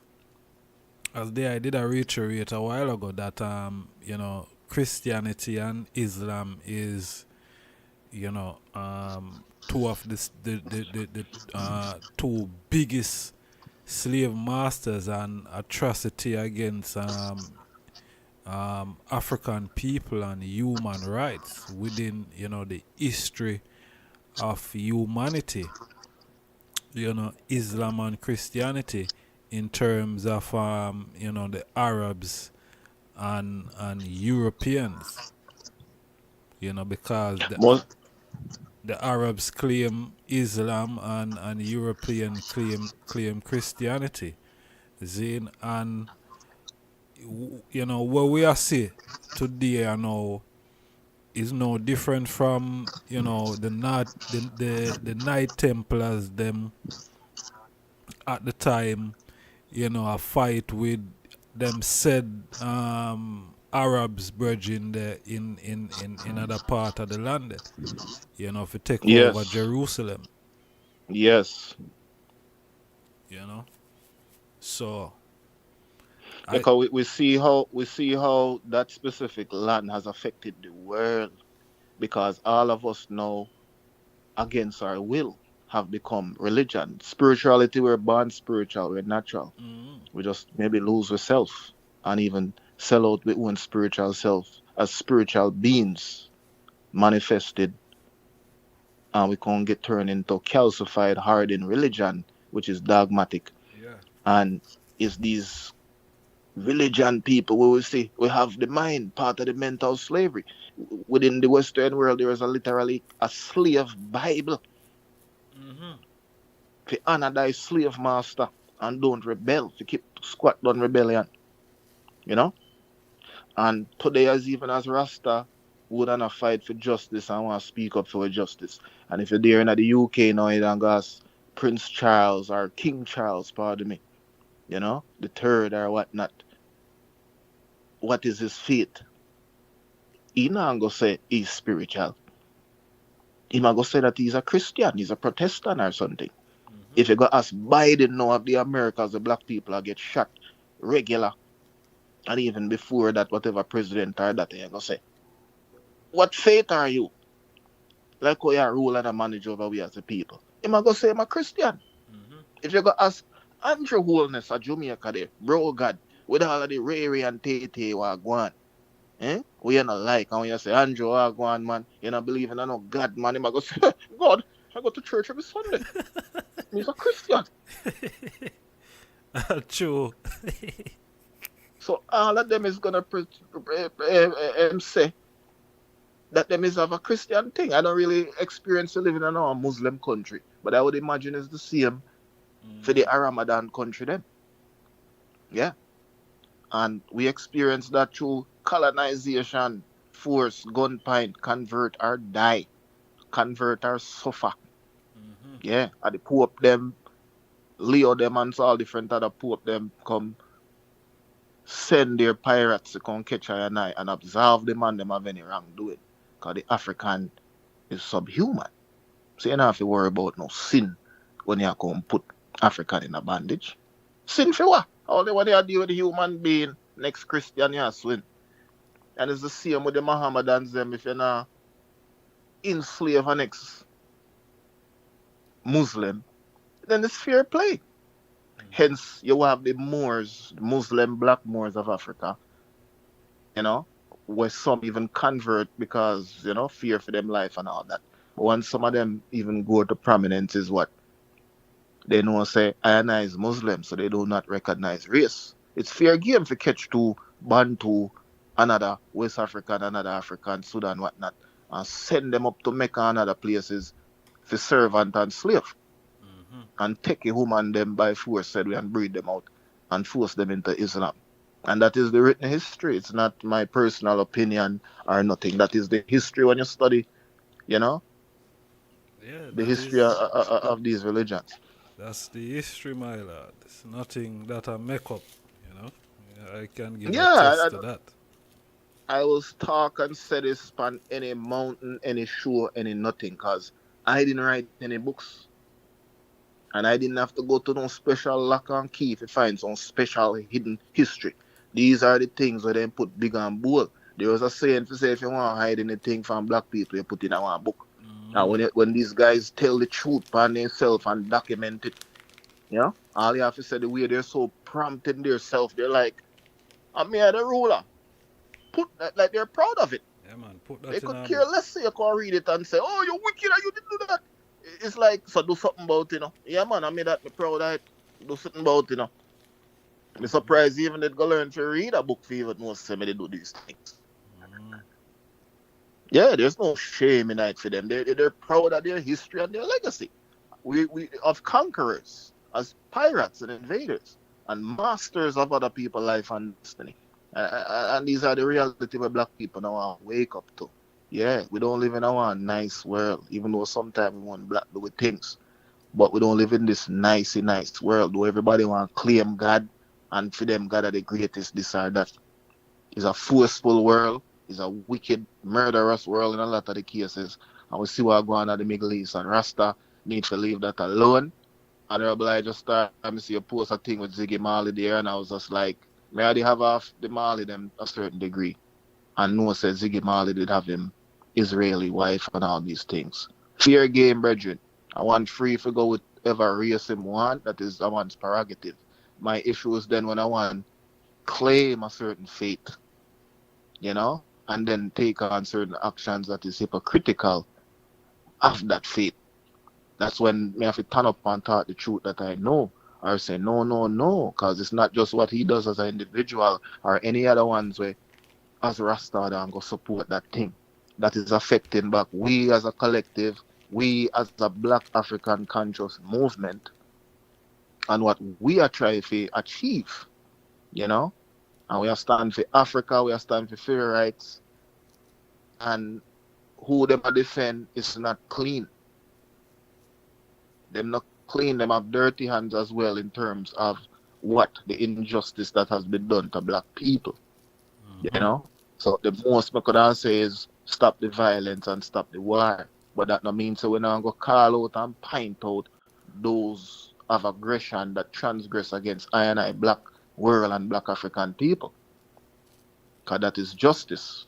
And same way those culprits are seeking their justice. You know? It is dishonorable and hypocritical if I and I seek I and I justice, which is for some things that are more horrendous than whatever did happen in a World War II and some other things. The amount of black man and woman that were killed and slain, slave out, work out 400 years plus to this date of degradation and still with no justice. Rastafari people, them have to wake up and educate themselves more upon the history of the names and the titles and the culture. Because we say Rastafari, you know, conquering the tribe of Judah. Yeah. No other race of people don't really have that lineage. We have inheriting it and that continuity where Ethiopia have that legacy, that Solomonic dynasty like that since Menelik I, Queen of Sheba. And that is written in scripture. That is, I believe, canonized in scripture as well. So I don't know, look a thing where a man just make up. Rome, everybody recognize that. And say King Solomon did meet with Queen of Sheba, the Ethiopian, the Cushite. You know? So I and I, as the children of Israelite, you know, Israelite as in the people. Because we don't defend no land of Israel. I and I don't recognize no land of Israel in this time. Maybe in the biblical land of Israel. But once again, that contract has been breached, you know, as a result of disobedience. Hence, we in the four corners of the earth here, so in the Jamaica, the Americas, etc. Africa is our home before now Israel exists. We already passed through the Israel stage, if you say the land, promised land of Israel, or the promised land of Africa now. Bigger, more blessings, bigger than Israel. No By different far. than I want to answer. Why should I give up? Why should a man give up a continent for a island? Fair island. Why should I give up a continent for a state of Israel? That is ludicrous and lunatic. Yeah. Especially when I kings are kings crowned in Ethiopia. And it is the chronology of the Israelites and the Judah circling back within a more prominent stage. Because yes, we were over Northeast Africa there, so. that land is also a passageway for a lot of interbreeding of nations. Because that is where, you know, say Europe, Syria, Turkey, all them places they did there. So, you know, Kharkov Mountain right up there. So it's a lot of interbreeding and mixing within that area, my lord. So when we reach Africa, Ethiopia, Upper Highlands now is a more stationary place in Africa within the Kings of Kings. We know say it's a very high place. But we know say Selassie is the king of Israel, is the king of Africa. So it's the whole of Africa we're defending. My as lord. our promise. Lord. Yes, Bobo. All right. Hold the line, my lord. Yes, Farai. Manners and respect, my lord. Blessed love. Honorable God. Yeah, man, I was hoping that you would have whole bedroom on the line when I called, said we. Yeah, man, the virgin's still up on the line, man. He's on the line. Oh, yes, Majesty. Blessed love. Yes, brother. Blessed. Yeah, man, Rastafari love and strength, King. Powers. I didn't catch the beginning of the reason fully, you know. Catch probably the last 5-10 minutes, if anything. But yes, the I said something. The I said some things there that I want to weigh in and bring some perspective to, you know. So give thanks, Rastafari. So I gonna try and start and then build forward, you know, and interject said way if the item feel any to weigh in and thing. But the term Zion, right? And forgive I if the item don't mention this here because, like I said, I didn't catch the fullness. The term Zion, the first person to utter that word there, or to that is on record written that spoke that word was King David. You understand? And that had to do with the ark and its location and things of that sort. And that is the origin of that term. So it starts with Judah. Can you remember David is the second king in Israel, but he's the first king in Judah, right? He ruled in Judah for 7 years before he was king in Israel. So that term, it starts with Judah throne, the term Zion. You understand? Now, the Zionist thing, that's a whole different thing. It's just like with the Israeli versus Israelite. You understand? Israeli is not Israelites. It's two different bloodline of people you're dealing with. Ashkenazi Jews, and the real, which is I and I, as far as I and I know, right? Now, the scripture show you said we sit still. It tell you in Revelation, it said, woe unto them who say they are Jews and are not, but are of the synagogue of Satan, right? How you differentiate who is Jews now is something that they've mixed up and confused, because, my lord, the lie come from the truth, you know. A lie can't stand on its own. It have to camouflage to look like truth for it to stand. Because if lie try stand on its own, it just cannot stand up. So it have to look like the truth. It have to counterfeit somehow for it to stand up to look like the truth. Now, when you study the origin of the term Jew, right? The term Jew come about during the time of Solomon. Well, right after the death of Solomon, I should say, is when that term came about. And that's when the kingdom of Israel gets split into two, a 10-tribe kingdom and a 2-tribe kingdom. The northern kingdom became known as Israelites, and the southern kingdom became known as the kingdom of Judah, which hence them there who stay loyal to Judah throne. Not Israelites, but Israel. Okay, give thanks. Right? So, but the term Judah, the kingdom of Judah, the people who stay loyal to that throne, that 2-tribe or 3-tribe kingdom, them people there is who became known as Jews. You understand? That's where that term came from. If you ask a lot of people where that term Jew come from, they can't tell you. But the term came about when the kingdom gets split in two. Now, as far as Jerusalem is concerned, right? Is I and I build Jerusalem, and Jerusalem is a part of Africa. It's on the same tectonic plates with the continent, right? Vaughn even sing about this too. He said, you know, who built Jerusalem? And he named all the historians, them showing you, say, them ancient historians know who built the place. When David went back in and conquer the place, and they get renamed, they brand a portion of it, the city of David. Is I and I who built that place. Is Ethiopians who built that place, right? Now, in the history, in the prophecy, show you, say, just show you he gonna remove his name. Because when Solomon blessed the place, he blessed the place that just show you, say, he gonna put his name there, right? But after the fall of Solomon, after Solomon did certain things, and it had what that was bringing forward the fall of the kingdom, just show you that he gonna remove his name from that place. Hence the need for the new Jerusalem. You understand? So that place there, we ain't get no ties to that place to sell like that as a promised land or anything like that, because it show you in the record that name just gonna remove his name from that region, and hence after that is when the Northern Kingdom and them that went into slavery. You understand? I think it was the Roman, I forget the name of the Roman king that came in and carried them back to Babylon and enslaved them.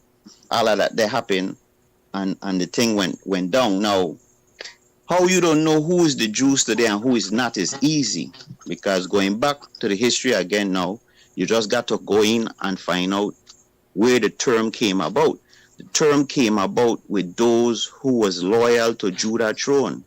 If you're going Jeremiah 33, I think it is, just show you that the throne will endure as long as the sun and the moon endure. You only in there in Jeremiah 33. There are other places too. It shows as long as the sun and the moon endure, that throne will endure.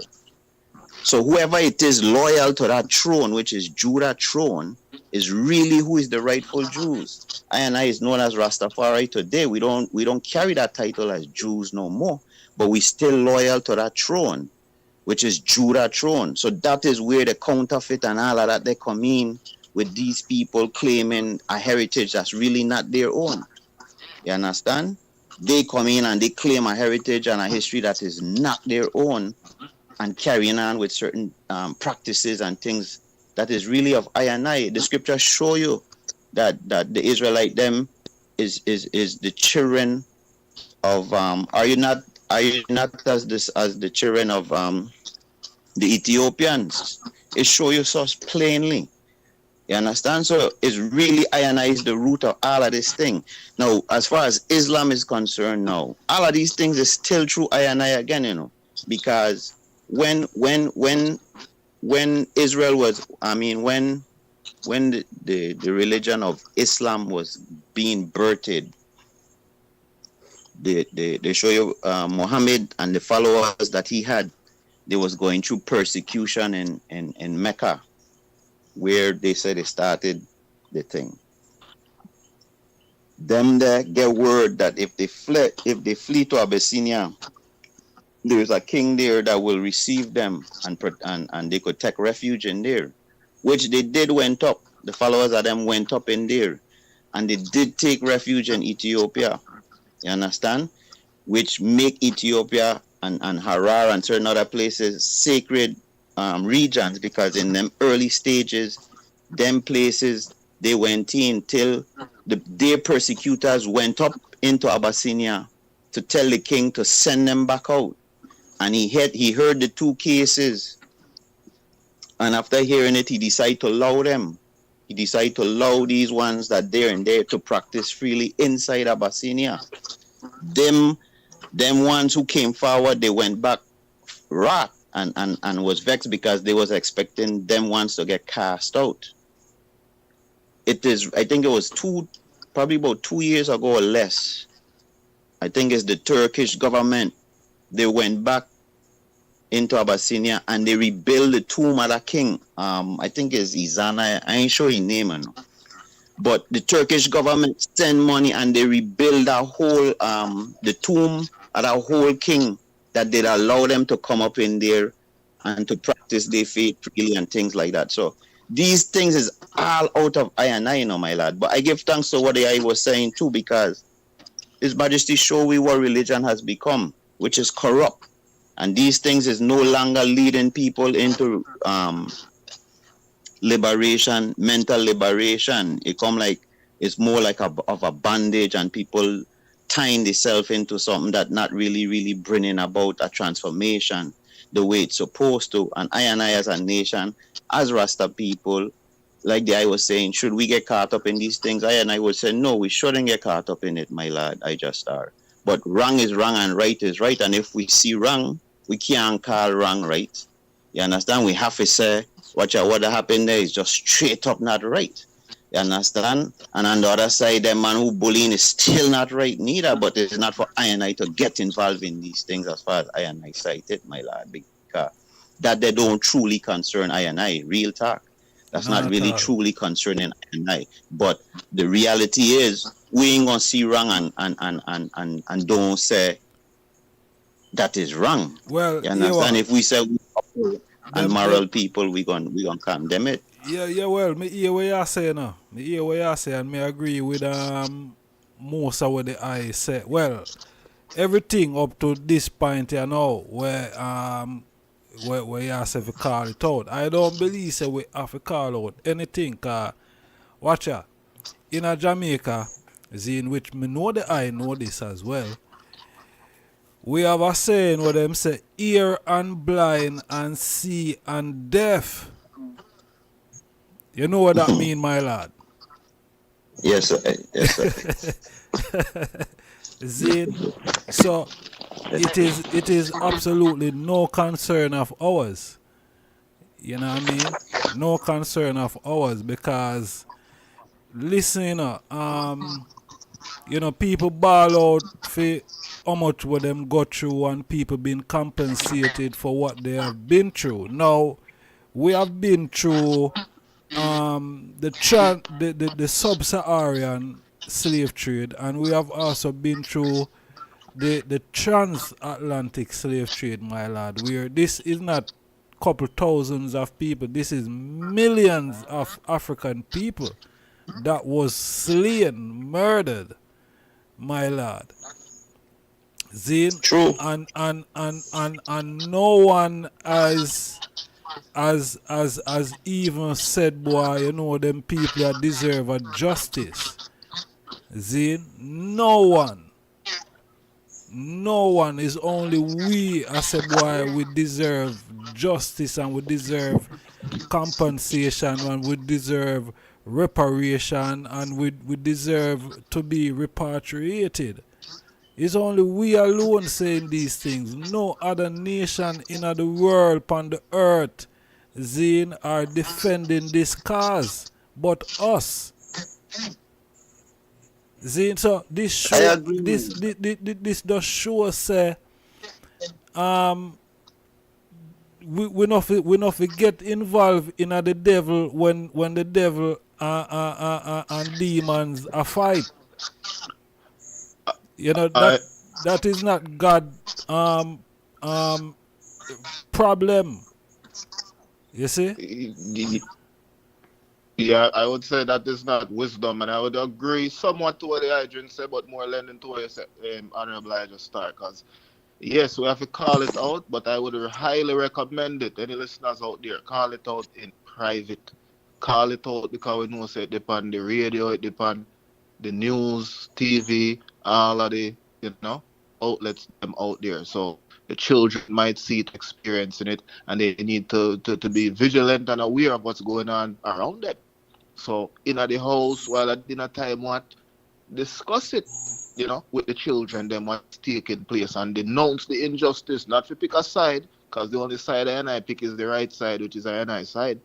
But make it be known that what is happening is not right, the shedding of blood of children and these things. Also, along the line of the history of what is going on. I stake in our ancestral land of the Northeast as well, though we're not, a fight over it per se, but we still have to know, say, just like North Africa, still for land.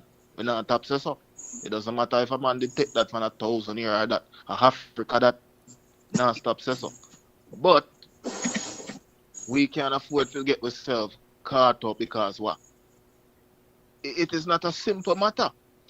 And there's consequences, whether upon social media, where I'm at right now, there's people who get fired to express them opinion, no matter how eloquently or genuine. You go pick this side or that like a politics, and you get consequences. Woman will get fired from her workplace because she go take the wrong side or say the wrong thing. So it's not just this healthy thing, or even when it comes to feel talk as black people when I talk with justice, and they just sweep under the carpet and nobody don't want to hear that. You say the wrong thing, there's consequences. Getting arrested, blackballed, lose your job, lose promotion. So we have to be wise. We can't afford to come get these kind of backlash fit something when I really have nothing to do with I and I. So we have to be wise. That is the position. You see me I say? And the virgin when me I say me attack, I'm not talking right. Well, everyone entitled to their opinion. You see me I say? And me not go fight down a one opinion. You see? But you see which part I stand? It not have nothing at all to do with I and I, because as what me I say, us as a people who see our injustice, who agitate zine for I and I forget reparation and compensation and who these all who are fight now, my lord, none of them not agitate for I and I no rights for I and I, But here pretty my lord, this thing has come like, while it's not right with certain things, it is really adding to the separation within pick a side. Because just like you say, there's ones when I agitate with one black people. You mention a repatriation and reparation. You know I get that. We are talking about that. We are so time, quick. But then I'm going to take the side of one of those who are going to them things. That's all. That is the when thing. When I want to do that and I on a level majesty. So these things is causing a discord in family. Right. When you look, the wife say, "You know, kill out Palestine," and the husband say, "What I mean?" But Israel are the chosen people of God. You know what I mean? So when you look a fight all over the dinner table and things, my lord, with even the black family, a fight over if a Israel or Palestine, right? And people just express. I know say Ziggy Marley as example. Make no big talk for I. Freedom, redemption within big locks money head and sit, my lord. And as a man we know out there and get all kind of awards and things. Me not see you make no big talk. Big up to Bob there about Nesta Bob Marley. Me not see you really following in the footsteps other than forget the guitar and half locks. Yeah? My lord, listen. Them man there, them have them ties. You understand? You see the ties when me have, because me no mix with nothing, you know. You understand? Me's a African. You understand? The only thing a man can say, boy, me mix with her because I'm born on the island of Jamaica. Zine. Yeah. But as far as me see myself, Zine, and this, me does a direct this now to some comment what me I see in the chat room. Zine. Now, me no mix with nothing. Yeah, I mean I have to take no side, and me I say why me no business with who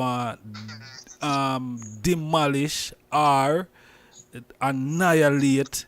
Yo, you know how much we Zine get sink off in the Atlantic Ocean. You know how much we get buried in the sub-Saharan desert.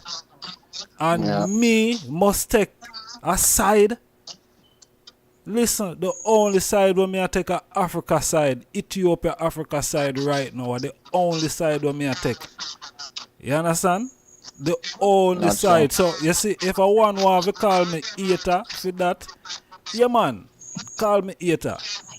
Ethiopia Africa me love. Me no love nothing else but that.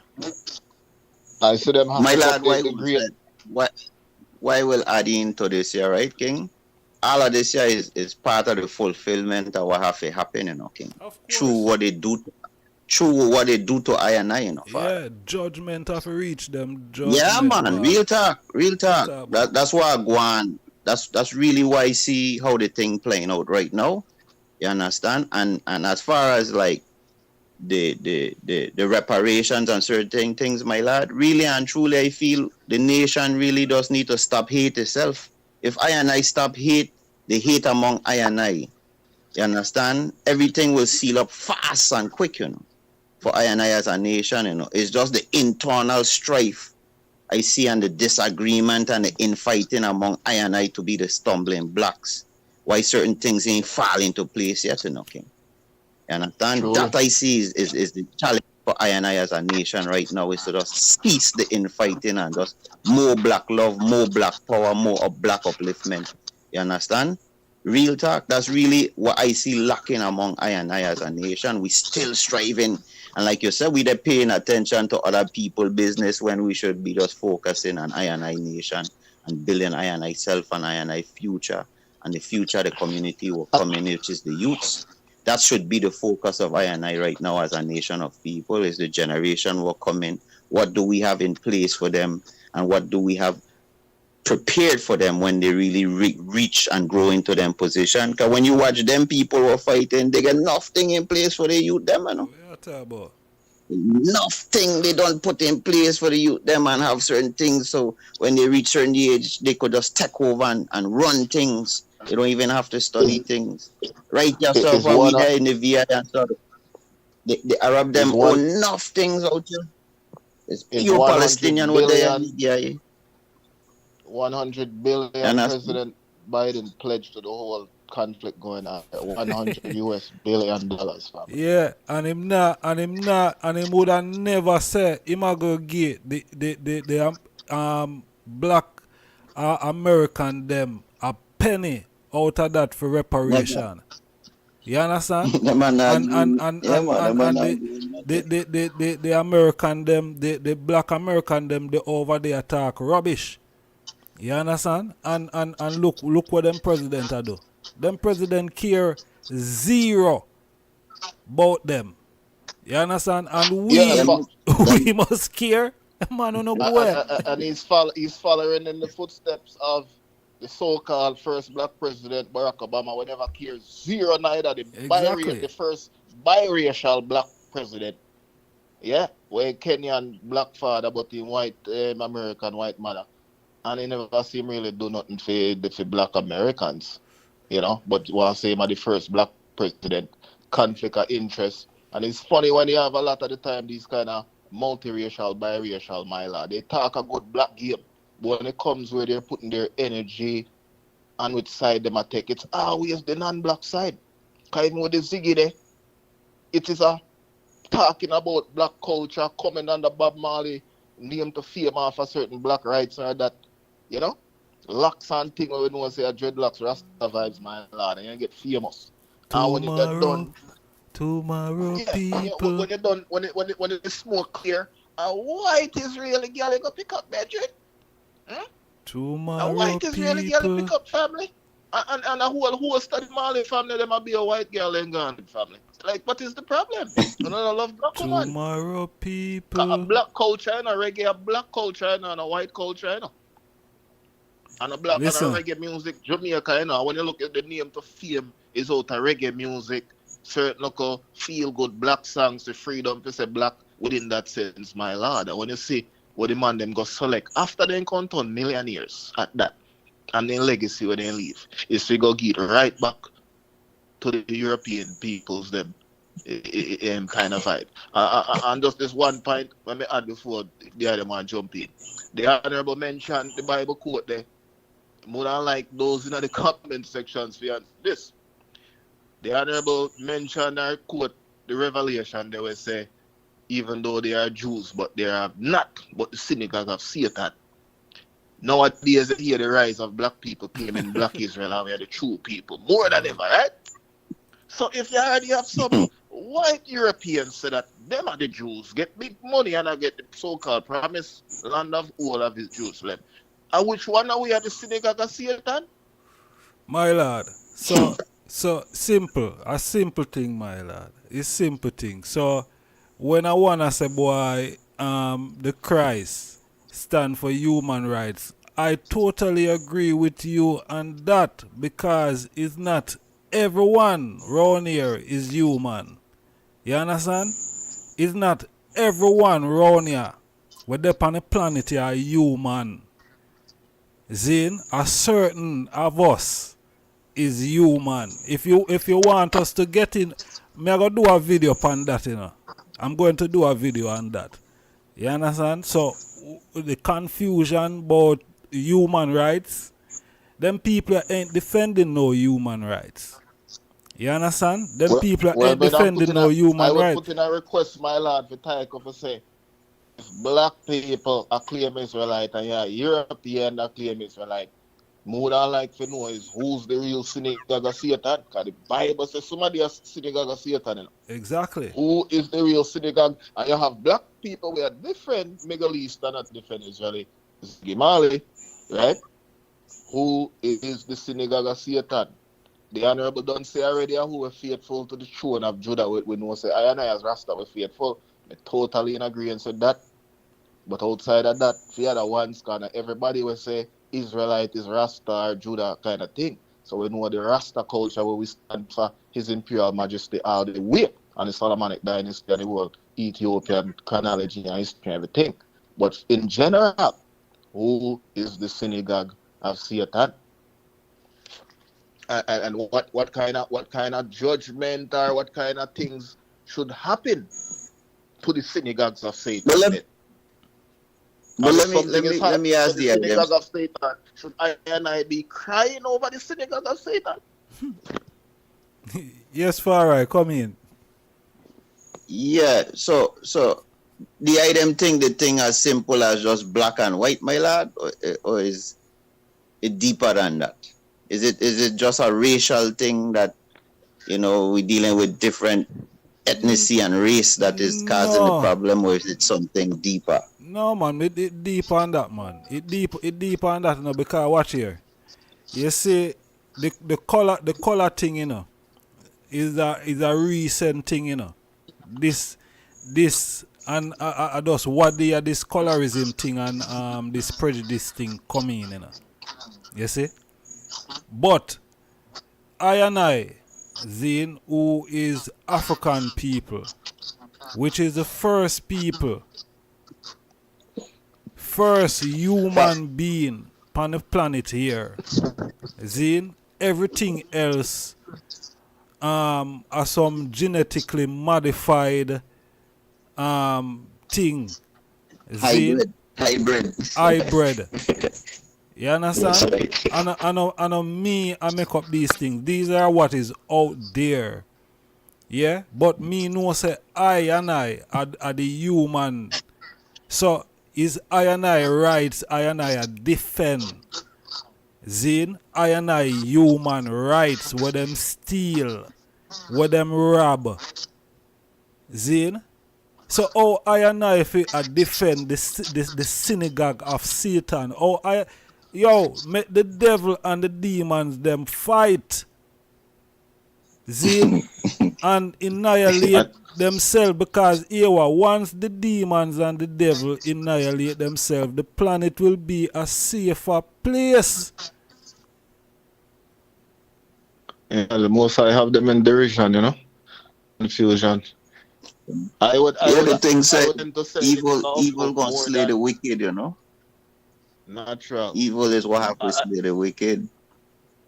I would lend that it's more than settled.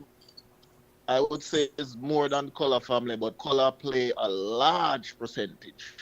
I would even give it like 70 judgment %. Because what? White supremacy. Jesus Christ is a black man, we have white Jesus. The Hebrews and the Israelites, we know what the black people are now. We have Ashkenazi and Zionist kind of thing. And there are European, Germanic white folks. So race, though it's not everything, it plays a large role. And we have the history of race relationship with the Arabs them, even though Arabs is not a race but an ethnicity. But we know so the Europeans them as the Caucasians them. And I never did come and point and say white.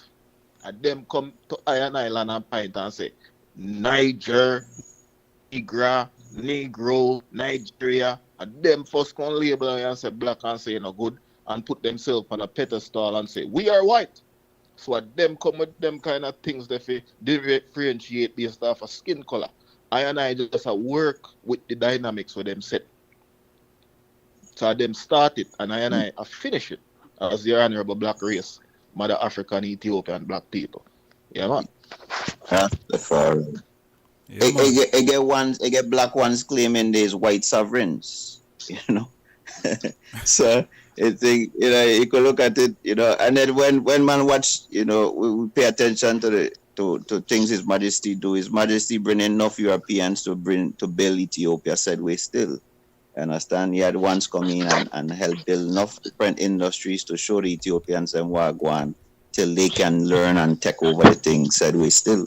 You understand? But I know say deeper than that. It's not as simple as just race. We understand it's a deeper thing at play in what are going on, and it's really an anti-life thing. What really are going on then? When I watch the whole of the thing, is everything is just moving towards anti-life. You understand? And just building on what my lad ijahstar said, my lad, the thing can't be no human thing. We're pushing this thing. Yeah. The thing just the thing set away to just mash and just wipe humanity the way the thing going. You understand? Everything set as anti-life if they are them watching and see what going on. You understand? So we know it's deeper things at play, deeper forces at play in what are going on. You understand? But it's evil half is slew the wicked, and that's what we see taking place. Understand? Yeah, I have to say it's brilliant. It's Imperial Majesty get reparation from British and them without have even used the word reparations. You know, I feel like I nation strong enough to just rise, you know, without anything from Babylon. And I don't feel we don't want nothing from Babylon. I feel I nation, if we just love ourselves and humble and put right and truths and integrity up high, everything will just fall into place for I as a people. We don't really want nothing from Babylon. You understand? What we need among I is more cooperation. I beg the differ still. I need and want something from Babylon. Yes, I need and want something from Babylon. It's not, I would say, to build Africa. I agree with what you say. We can do it ourselves, especially if we work in one accord and cooperate and unite. Africa fly up. But the reparation is more of something symbolic and representative of justice. If you know, say that now I'm just swipe underneath the carpet or nothing. You have to make something monumental to reflect back the ancestors, them that were killed, like we Honorable ijahstar said previously, murdered. And I'm going to just say, all right, that was the past, I'm going to take a last. We are going to see how we can move forward now. No! You have to do something. We want monuments, apology, and you best believe we want some money too. Yeah. And it's not about the money. It's not about the money. Don't, because it's when somebody experience rape and that and they get for their pain and suffering, you can't get back for your daughter that's been raped. If you say someone up to money is insulting, because you can't pay back for that. Just like them can't pay back for slavery. But we'll still take a couple trillions. Because the injustice has been done, and there has to be something tangible monetarily. We can't make up for something we can't make up. So even if we get $1 trillion and it bankrupt Europe, America, it's still not enough, you know. But we just go on with that, because what else can the wicked do? What else can the wicked do to help remedy and give away justice? There's nothing. So at least that would be the reparation is at least, and that will pave a way. It's not just for us. It's just like what them say. forgiveness, is a two-party thing. The one way I forgive and the one way I get forgive. Reparation is almost like a forgiving vibe. This will create an opening for white folks cannot feel guilty either. Because the guilt is the yoke and for them neck, Once they want to come to Rasta, when they want to do that, my lad, I know so then granny and great Danny slavery out. They have this guilty conscience complex will lead to fear as well, which add additional oppression and botheration power because they want to tuck it under the carpet, which is more injustice, instead of walking upright. That is a glitch upon the white world psyche. If you have freedom and redemption, or even can't have a salvation, because they have that, they never give it justice as a black people. So if them want to go to Zion, if them want to go to heaven, they must free up themselves by giving the black world back with justice. Because if they not give a justice, a hell them go for themselves. And it's just simple as that. Listen, Marcus it's really Garvey said, giving we voice. Marcus Garvey said, I pray thee, my lord. Marcus Garvey said, a people without the knowledge of their past and their history is like a tree without root. And when we get to overstand and when we observe, I don't know if all of the people really is Rastafari still, but them seems to disregard Marcus Garvey and what Marcus Garvey said. Now, if slavery and all of them things there's in the past, yes, it is in the past. But as the Honorable Marcus Garvey said, we cannot be a people without the knowledge of our past and history. Zine?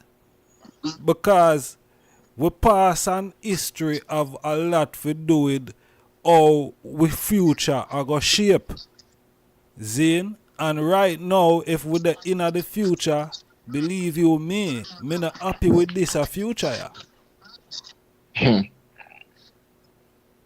So watch out, my lad. Let me show you the advice for go on right just now. If I pray thee for right, I'm gonna let you forward in. If we have to agitate towards people who have done us wrong, not right, wrong, Zine, and yet still we must be this set of humans now where sympathetic towards what? Yeah, that's inhumane, man. But they don't want for me. Virgin, when people have been through their Holocaust, Zine, which was a wrong thing. Zine, is a wrong thing what the Virgin did. So how comes a one can acknowledge what was done to us was also wrong? Yeah, not sure. Why is it that why we can't get any justice for the wrong that has happened to us? Why we must be the people that say, boy, all right, we take the lick pana dryer, we are gonna take the next lick pana dryer. Why? We can't know. And we are going to have international morality and world peace with that big old elephant in the room, injustice for the end of the people. Repatriation represent international morality and world peace because it's bringing justice to all that afflicted, so we can clear the ear, who for repent, and we start our new world. Not no white supremacy or imperialism on top, because we're still living under colonial imperialist system, and this is the illusion what they want to create, that we have this nice feel good world and everything nice and now and independence and that. And the same old rotten belly, colonial rule, imperialist, white supremacy, greed, capital, hyper capitalism, we want to take everything we got, our communism. Either we turn the kind. and name we have. It's still not international morality and peace and goodwill to all man. It's a farce they advertise and write on paper and fleeting illusion to be pursued, but yet to be attained. Yeah. Fire. Is only our king who could have come and said these things. See, no other else king no come and say it. Is only the emperor of Ethiopia, Africa come and defend I and I cause. Which other king? My lord, forwarding, because I know the I did for say something still. No man, but what I say is on point, my lord. Give thanks, you know. Give thanks. If you see I and I as a nation, we are in the four corners of the earth, my lord, and everywhere you find we in subjugation and oppression. It ain't just I and I what they are in the Caribbean or the item were in America or the item were in Europe. You know, you get ones in Australia and Papua New Guinea. Wherever you find melanated people, my lad, you find them in a level Africa. of subjugation. You understand? All over in the four corners of creation, you know. You understand? And we want to know how it is that this nation of people, which is the first, you know, because I and I been there first, I and I went everywhere first, my lord. In them man ain't discover nothing about ya. Everywhere them man went, man done been there. You understand? So I and I been in these parts first, and I and I, is it because I and I is such a loving people that everywhere we go, we just welcome in people that hate we saw, that just want to oppress we all the time.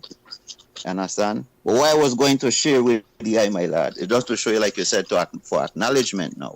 You can write also in the VI, right? The people them have on the law books that the youths them supposed to know the history of the Caribbean and what happened and the upbringing and the history of the slavery and all of that in the schools, and they find that the schools them not teach it, even though it there as a law.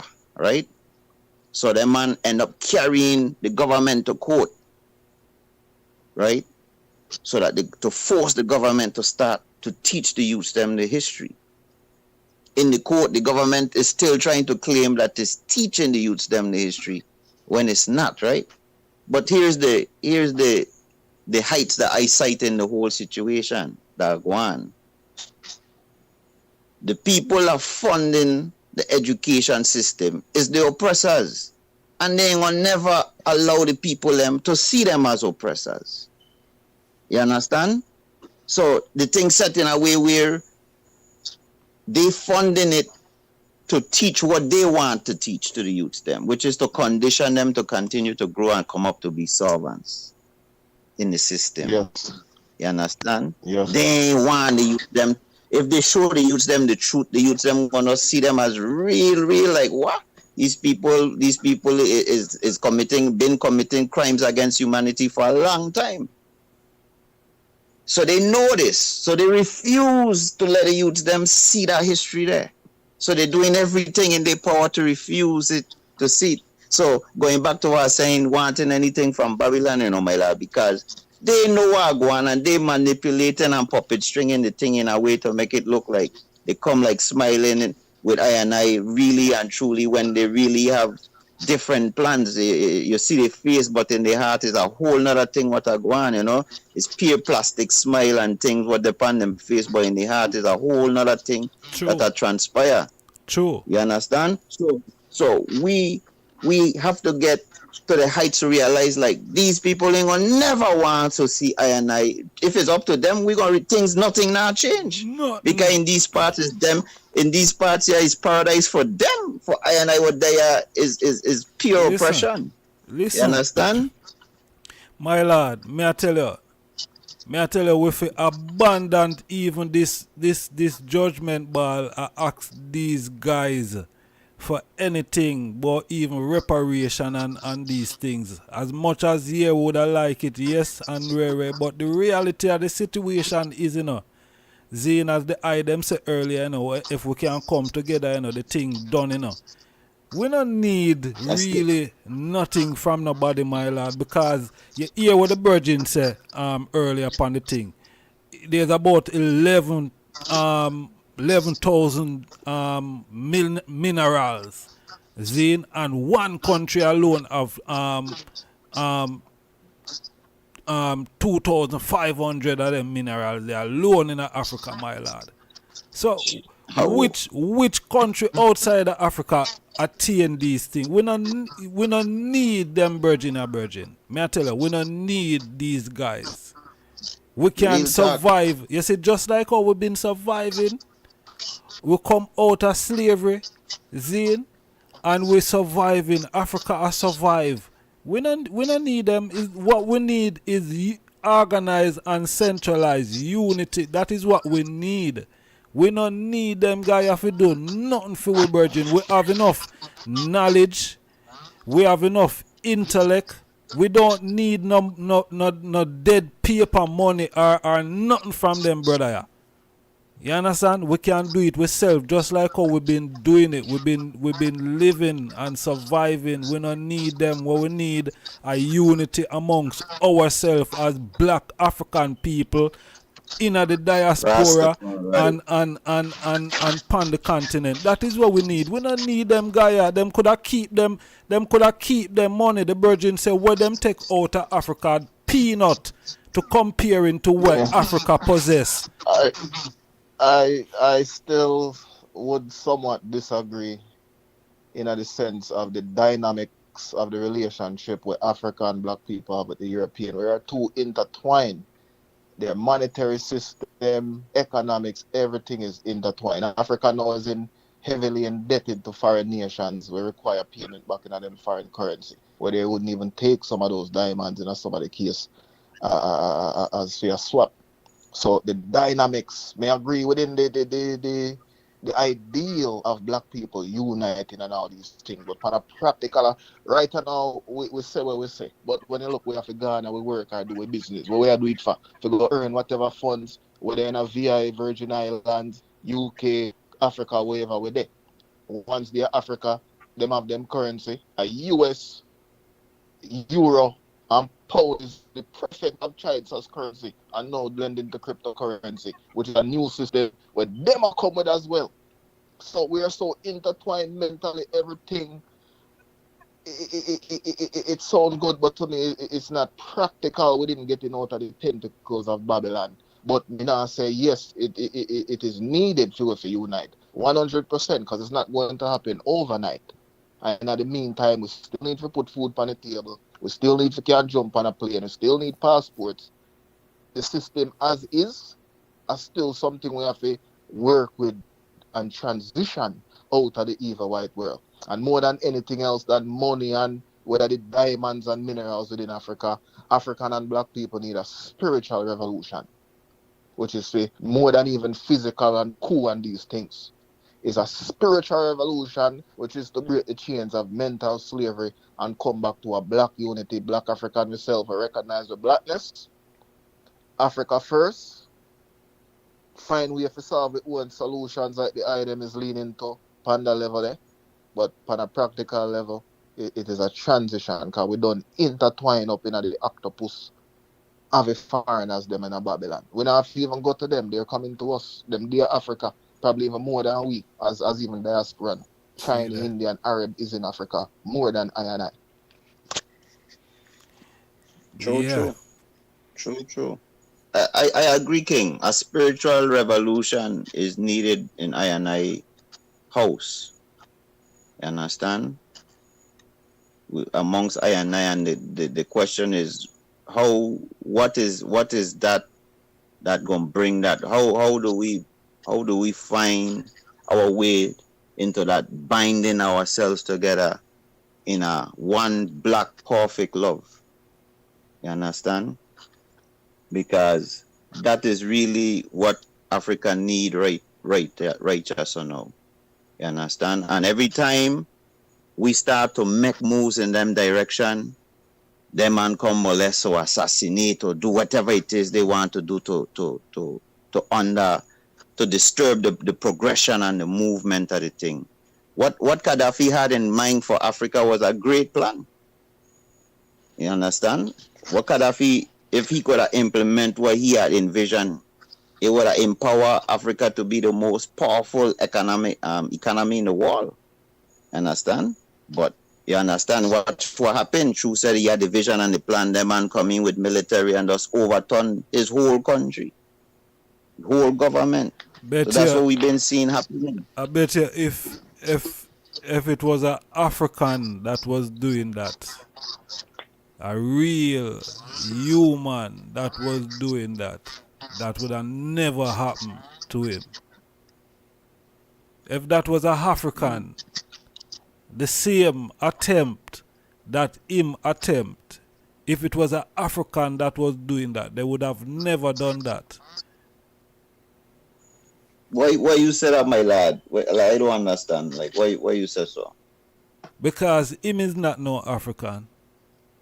Him is not no African. Yeah, okay, I agree, my lad. But we see other Africans come and face similar fate, trying to just unite the whole continent. That is in the past.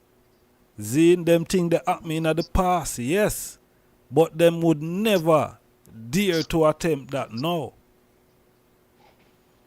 Things changing. That's the reality. Things has changed. Things changing. Zine, Rastafari. Things has changed from them do that to him, because him go against what they have planned, But nobody else come back and try to mirror that neither. Because to me, that's really what would have me can't think of a better economic foundation for the continent than other than to base the resources, the economy and the monetary system off of the resources. Like, if we control our resource, all our diamond, all our platinum, our gold, our uranium, all of these things. Yeah. If I and I in control of these things, I and I win. Straight to the roof of power. Yeah. When you watch what's going on in places like the Congo and so, my lad, inside of the Congo, them I'm sure it's just big military plane dropping in and loading up with all kind of minerals and taking off, and they get ones in there just pure war and bloodshed over minerals in them place. Them place so remote, most media can't reach there to give you wagwan and them place. You understand? Them region they're so remote, you seldomly hear what's going on in them parts there. You understand? If you ain't have links or once who in the regions or been there, witness what's going on and come out and tell the world what's going on out there or in there. Enough things we just don't know, and that's how it is. Them man identify resources, them man destabilize the country, going in there, start all kind of uproar, regime change and removing leaders and all these things so that they could take control of the resources. And I waking up and has woken up to these things. This is where we are. As a nation of people, we are aware what has been happening and what has been going on, and now we are aware, so it put things in a different category now, because one is aware of what's been happening. So this is where the things is. But when we watch that direction where things going now, it come like the World Bank and the monetary fund thing crumbling, and now these man with the bricks thing, this thing is what building. You understand? You see these giants clashing in the wall again, that depend and toes looking to clash right now because it's over control and power again. You understand? So this is what we see going on. From one trap to the other. Them switching from one trap and one snare to the other and taking along for the ride. Because we're just looking, you see ones around, the America, this, that, we're going to go to the BRICS.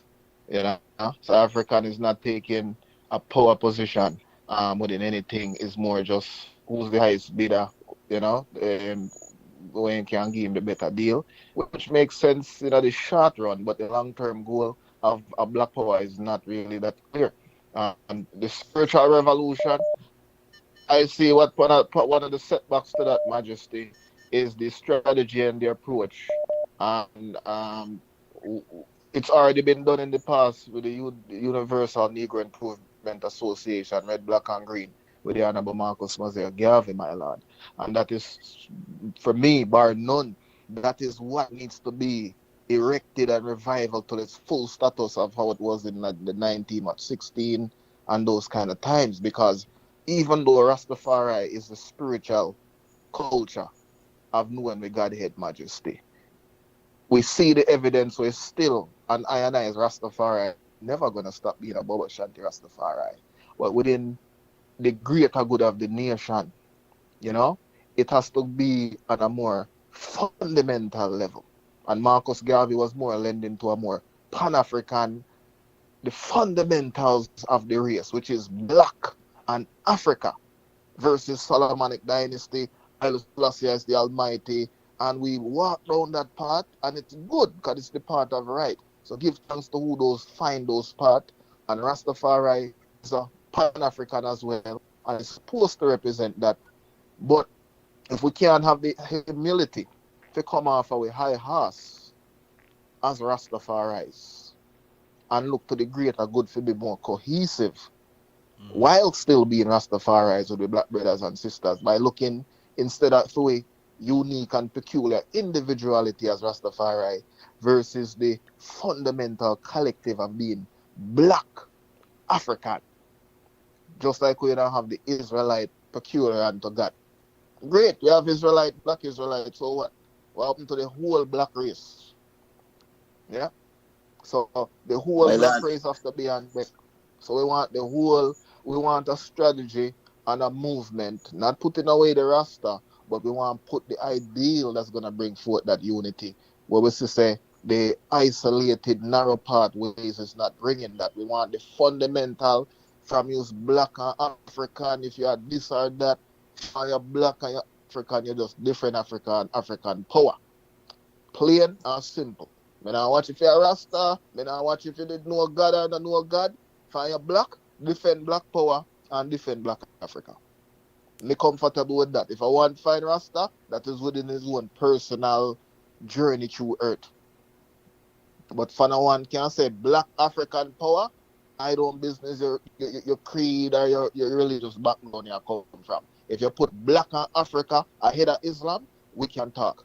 If you put black and Africa ahead of your Christianity, I can talk and deal, because it's about black Africa. They never did just go enslave Muslim, Christian, that they enslave because we are black African. So that already set the stage for the fundamental uniting factor of what we need. And that is what I believe we're getting wrong, and why we're not having the real spiritual revelation where we need, because we're still putting black at the back, just like how them they do it, where white stick around, brown stick around, white first, back at the black. Even I black people come now and I put black at the back, where I put Israelite before black. Yeah, we have put all manner of things before fundamental things where we can identify with each other. We have 5 minutes, my lord. I pray thee. We have 5 minutes left on the platform, my lord. You know, we have take the program to 4 hours still. There are 4 hours. You know, so there are them closing words still, my lord. You know. Yeah, man. So let me just. What is missing? Okay, go through, my lord. Yes, I give thanks, King, honorable. My lord, I agree with everything that I just said in terms of we put in the black force, because all these things, whether we claim we is Israelite or we claim we is this or that, them thing is thing that come after. You born black. Before you even know you're black, you've been black. You understand? True. So we know that's what we have to build upon. But the one thing I ask the eye to consider that I have had to come to terms with is that we are a damaged people, my lord. We are a people that have been scarred and traumatized. And we have to take that in consideration when we're dealing with each other, because we've been through a dread past that lead to this present that we there right now. And we acting like we ain't studying in the past, like I just started said, like knowledge, your tree can't stand up without the roots. Watch how big and mighty a tree be, and it's the roots who are holding a tree up. You understand? So if you have no knowledge of your past and your history, you ain't gonna really know yourself. You understand?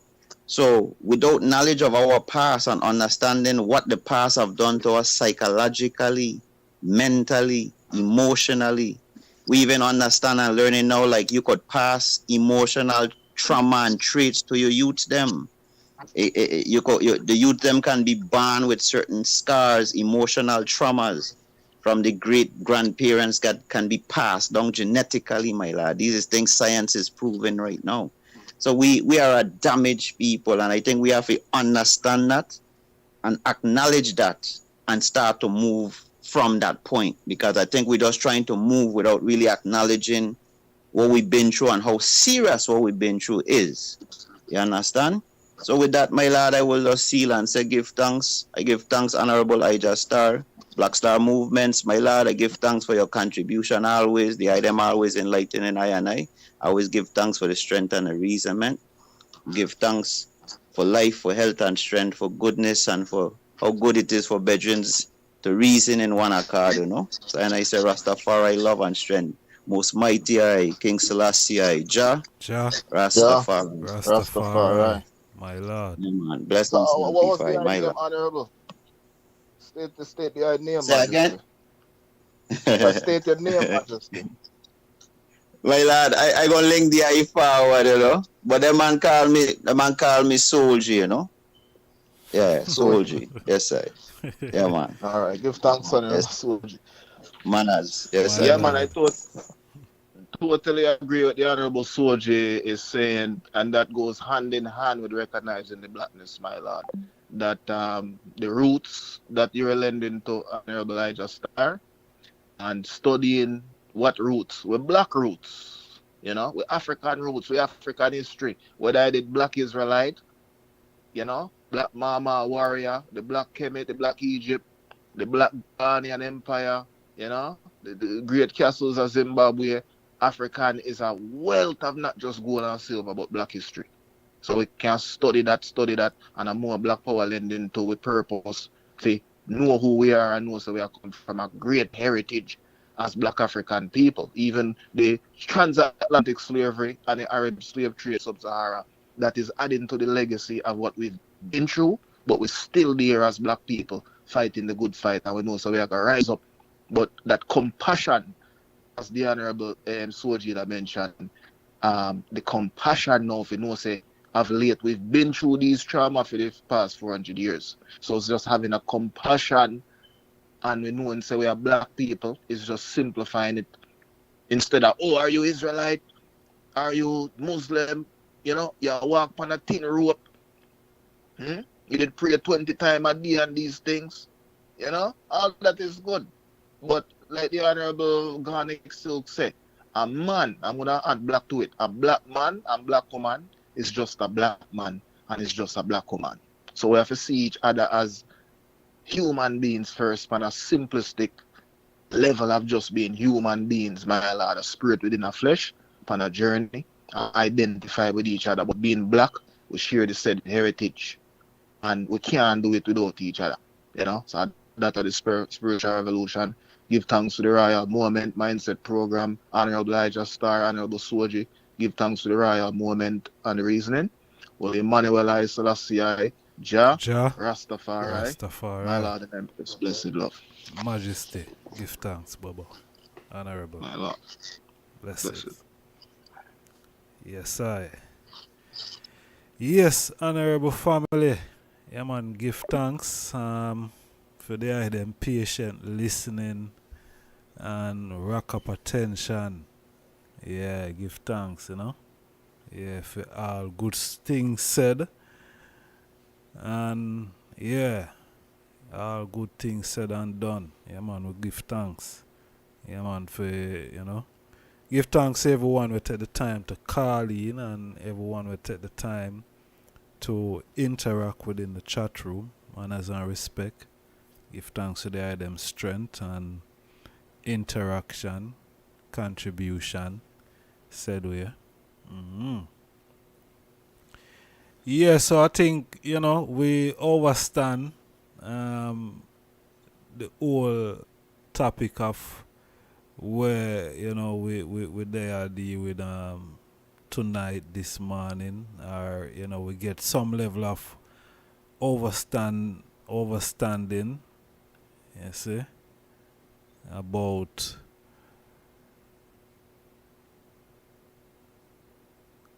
what is really taking place, You know what I mean? That it don't really have anything, you know, to do with us. And we don't have to say anything. You see me, I say? We don't have to say anything. Who want to say something, that is up to them. You see? But where I stand, we don't have to say anything because it doesn't concern us. Who need to condemn what is going on will condemn it. But we don't need to say anything. We don't need to get involved. Zin, we don't need to. We have enough already on our hands. Some of us we can hardly pay our bills. We can hardly pay our bills, much less we want to take on other people's problems and issues. You see me, I say? So it's not that we don't care, but at this present time, you know, all our care, you know, is towards our atrocity that we have been through. You know, our care have been taken up with all of our atrocity, all of our injustice, all of, you know, the inhumane treatment, the racism. All of our care has gone into all those things. We not have no more care for anything else. You know what I mean? Our care have been exhausted by all these other atrocities that we have been through. You know what I mean? So we don't have no care for the other thing them. You understand? We run out of care because the care that we have, you know, it have a bank up in all of where we gone through. See, and it's not for say boy we wouldn't want to care about them other things there, but we just not have any. We have been exhausted where that is concerned. And that is just the honest truth. You know what I mean? And it's just what it is. You know, it's not by our doing, it's not our fault. You know? So, you know, please, you know, people don't get upset with us by, you know, not, you know, having, you know, we are exhausted, our care have been exhausted in our own issues, our own problems that we have. You understand? Yeah. We not like wrong, Zin. And everyone should know that. We don't have to come and spell that out. Wrong is wrong. You know what I mean? We don't have to come and spell that out. Everybody know right from wrong. We have to tell us say a wrong you do. For you know say a wrong you do, you know say a wrong you do. So we don't have to tell you that. We don't have to say nothing. Zin? Because you deny the wrong that you have done to us. You neglect the wrong that you have done to us. And we now should know. So, I think enough said on that. So, honorable family, manners and respect, and, you know, give thanks to them patient listening and rap attention. You see me, I say, we don't owe no one no apology. You understand? Yeah, we don't owe no one no apology, African people. Black African people, we don't owe nobody no obligation. And we go through what we go through. Them say who feels it knows it. You understand? And that is the reality. So, alright, that's how we are going to leave that. Alright, so manners and respect, peace and love, and everyone have a pleasant night. Time to rise. Time to open up your third eye. Full time you start to realize that all this time they've been telling us one bag of lies. Telling us a God in the sky that for you and I die. reject with Jesus or meek or mild. These things they taught us from we were a child. False indoctrinated the innocent mind. Mind control is the signs of the time. Android, cyber, AI, all these things combined. All these things combined might sound like a rhyme, but the evidence reality is right before your eyes. Under no disguise, the age of Aquarius is the shifting of the time. Sun, moon, stars, the planet in the cosmos align. As the cosmos align, low vibration frequency decline. Strengthen your mind. Access knowledge, information from the Almighty Creator Divine. Creator Divine. The time arise. I feel time for rise. The time appointed, because I am anointed. The time arise. I feel time for rise. The time appointed, because I am anointed. Time to YardSlangz. Wait there. Somebody said something about Jamaican patois and style and fashion. Yes, to us. Me a search the other day online and buck up on a new, authentic Jamaican clothing brand. Wagwan are the latest and newest one. In a t-shirt, hoodie, slippers and woman's bag. And a whole heap of other things I'm not even mention. Search online for more information. YardSlangz. Hit them with a bang.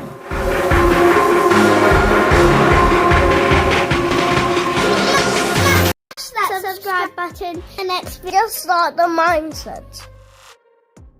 Smash that subscribe button. See you on the next video.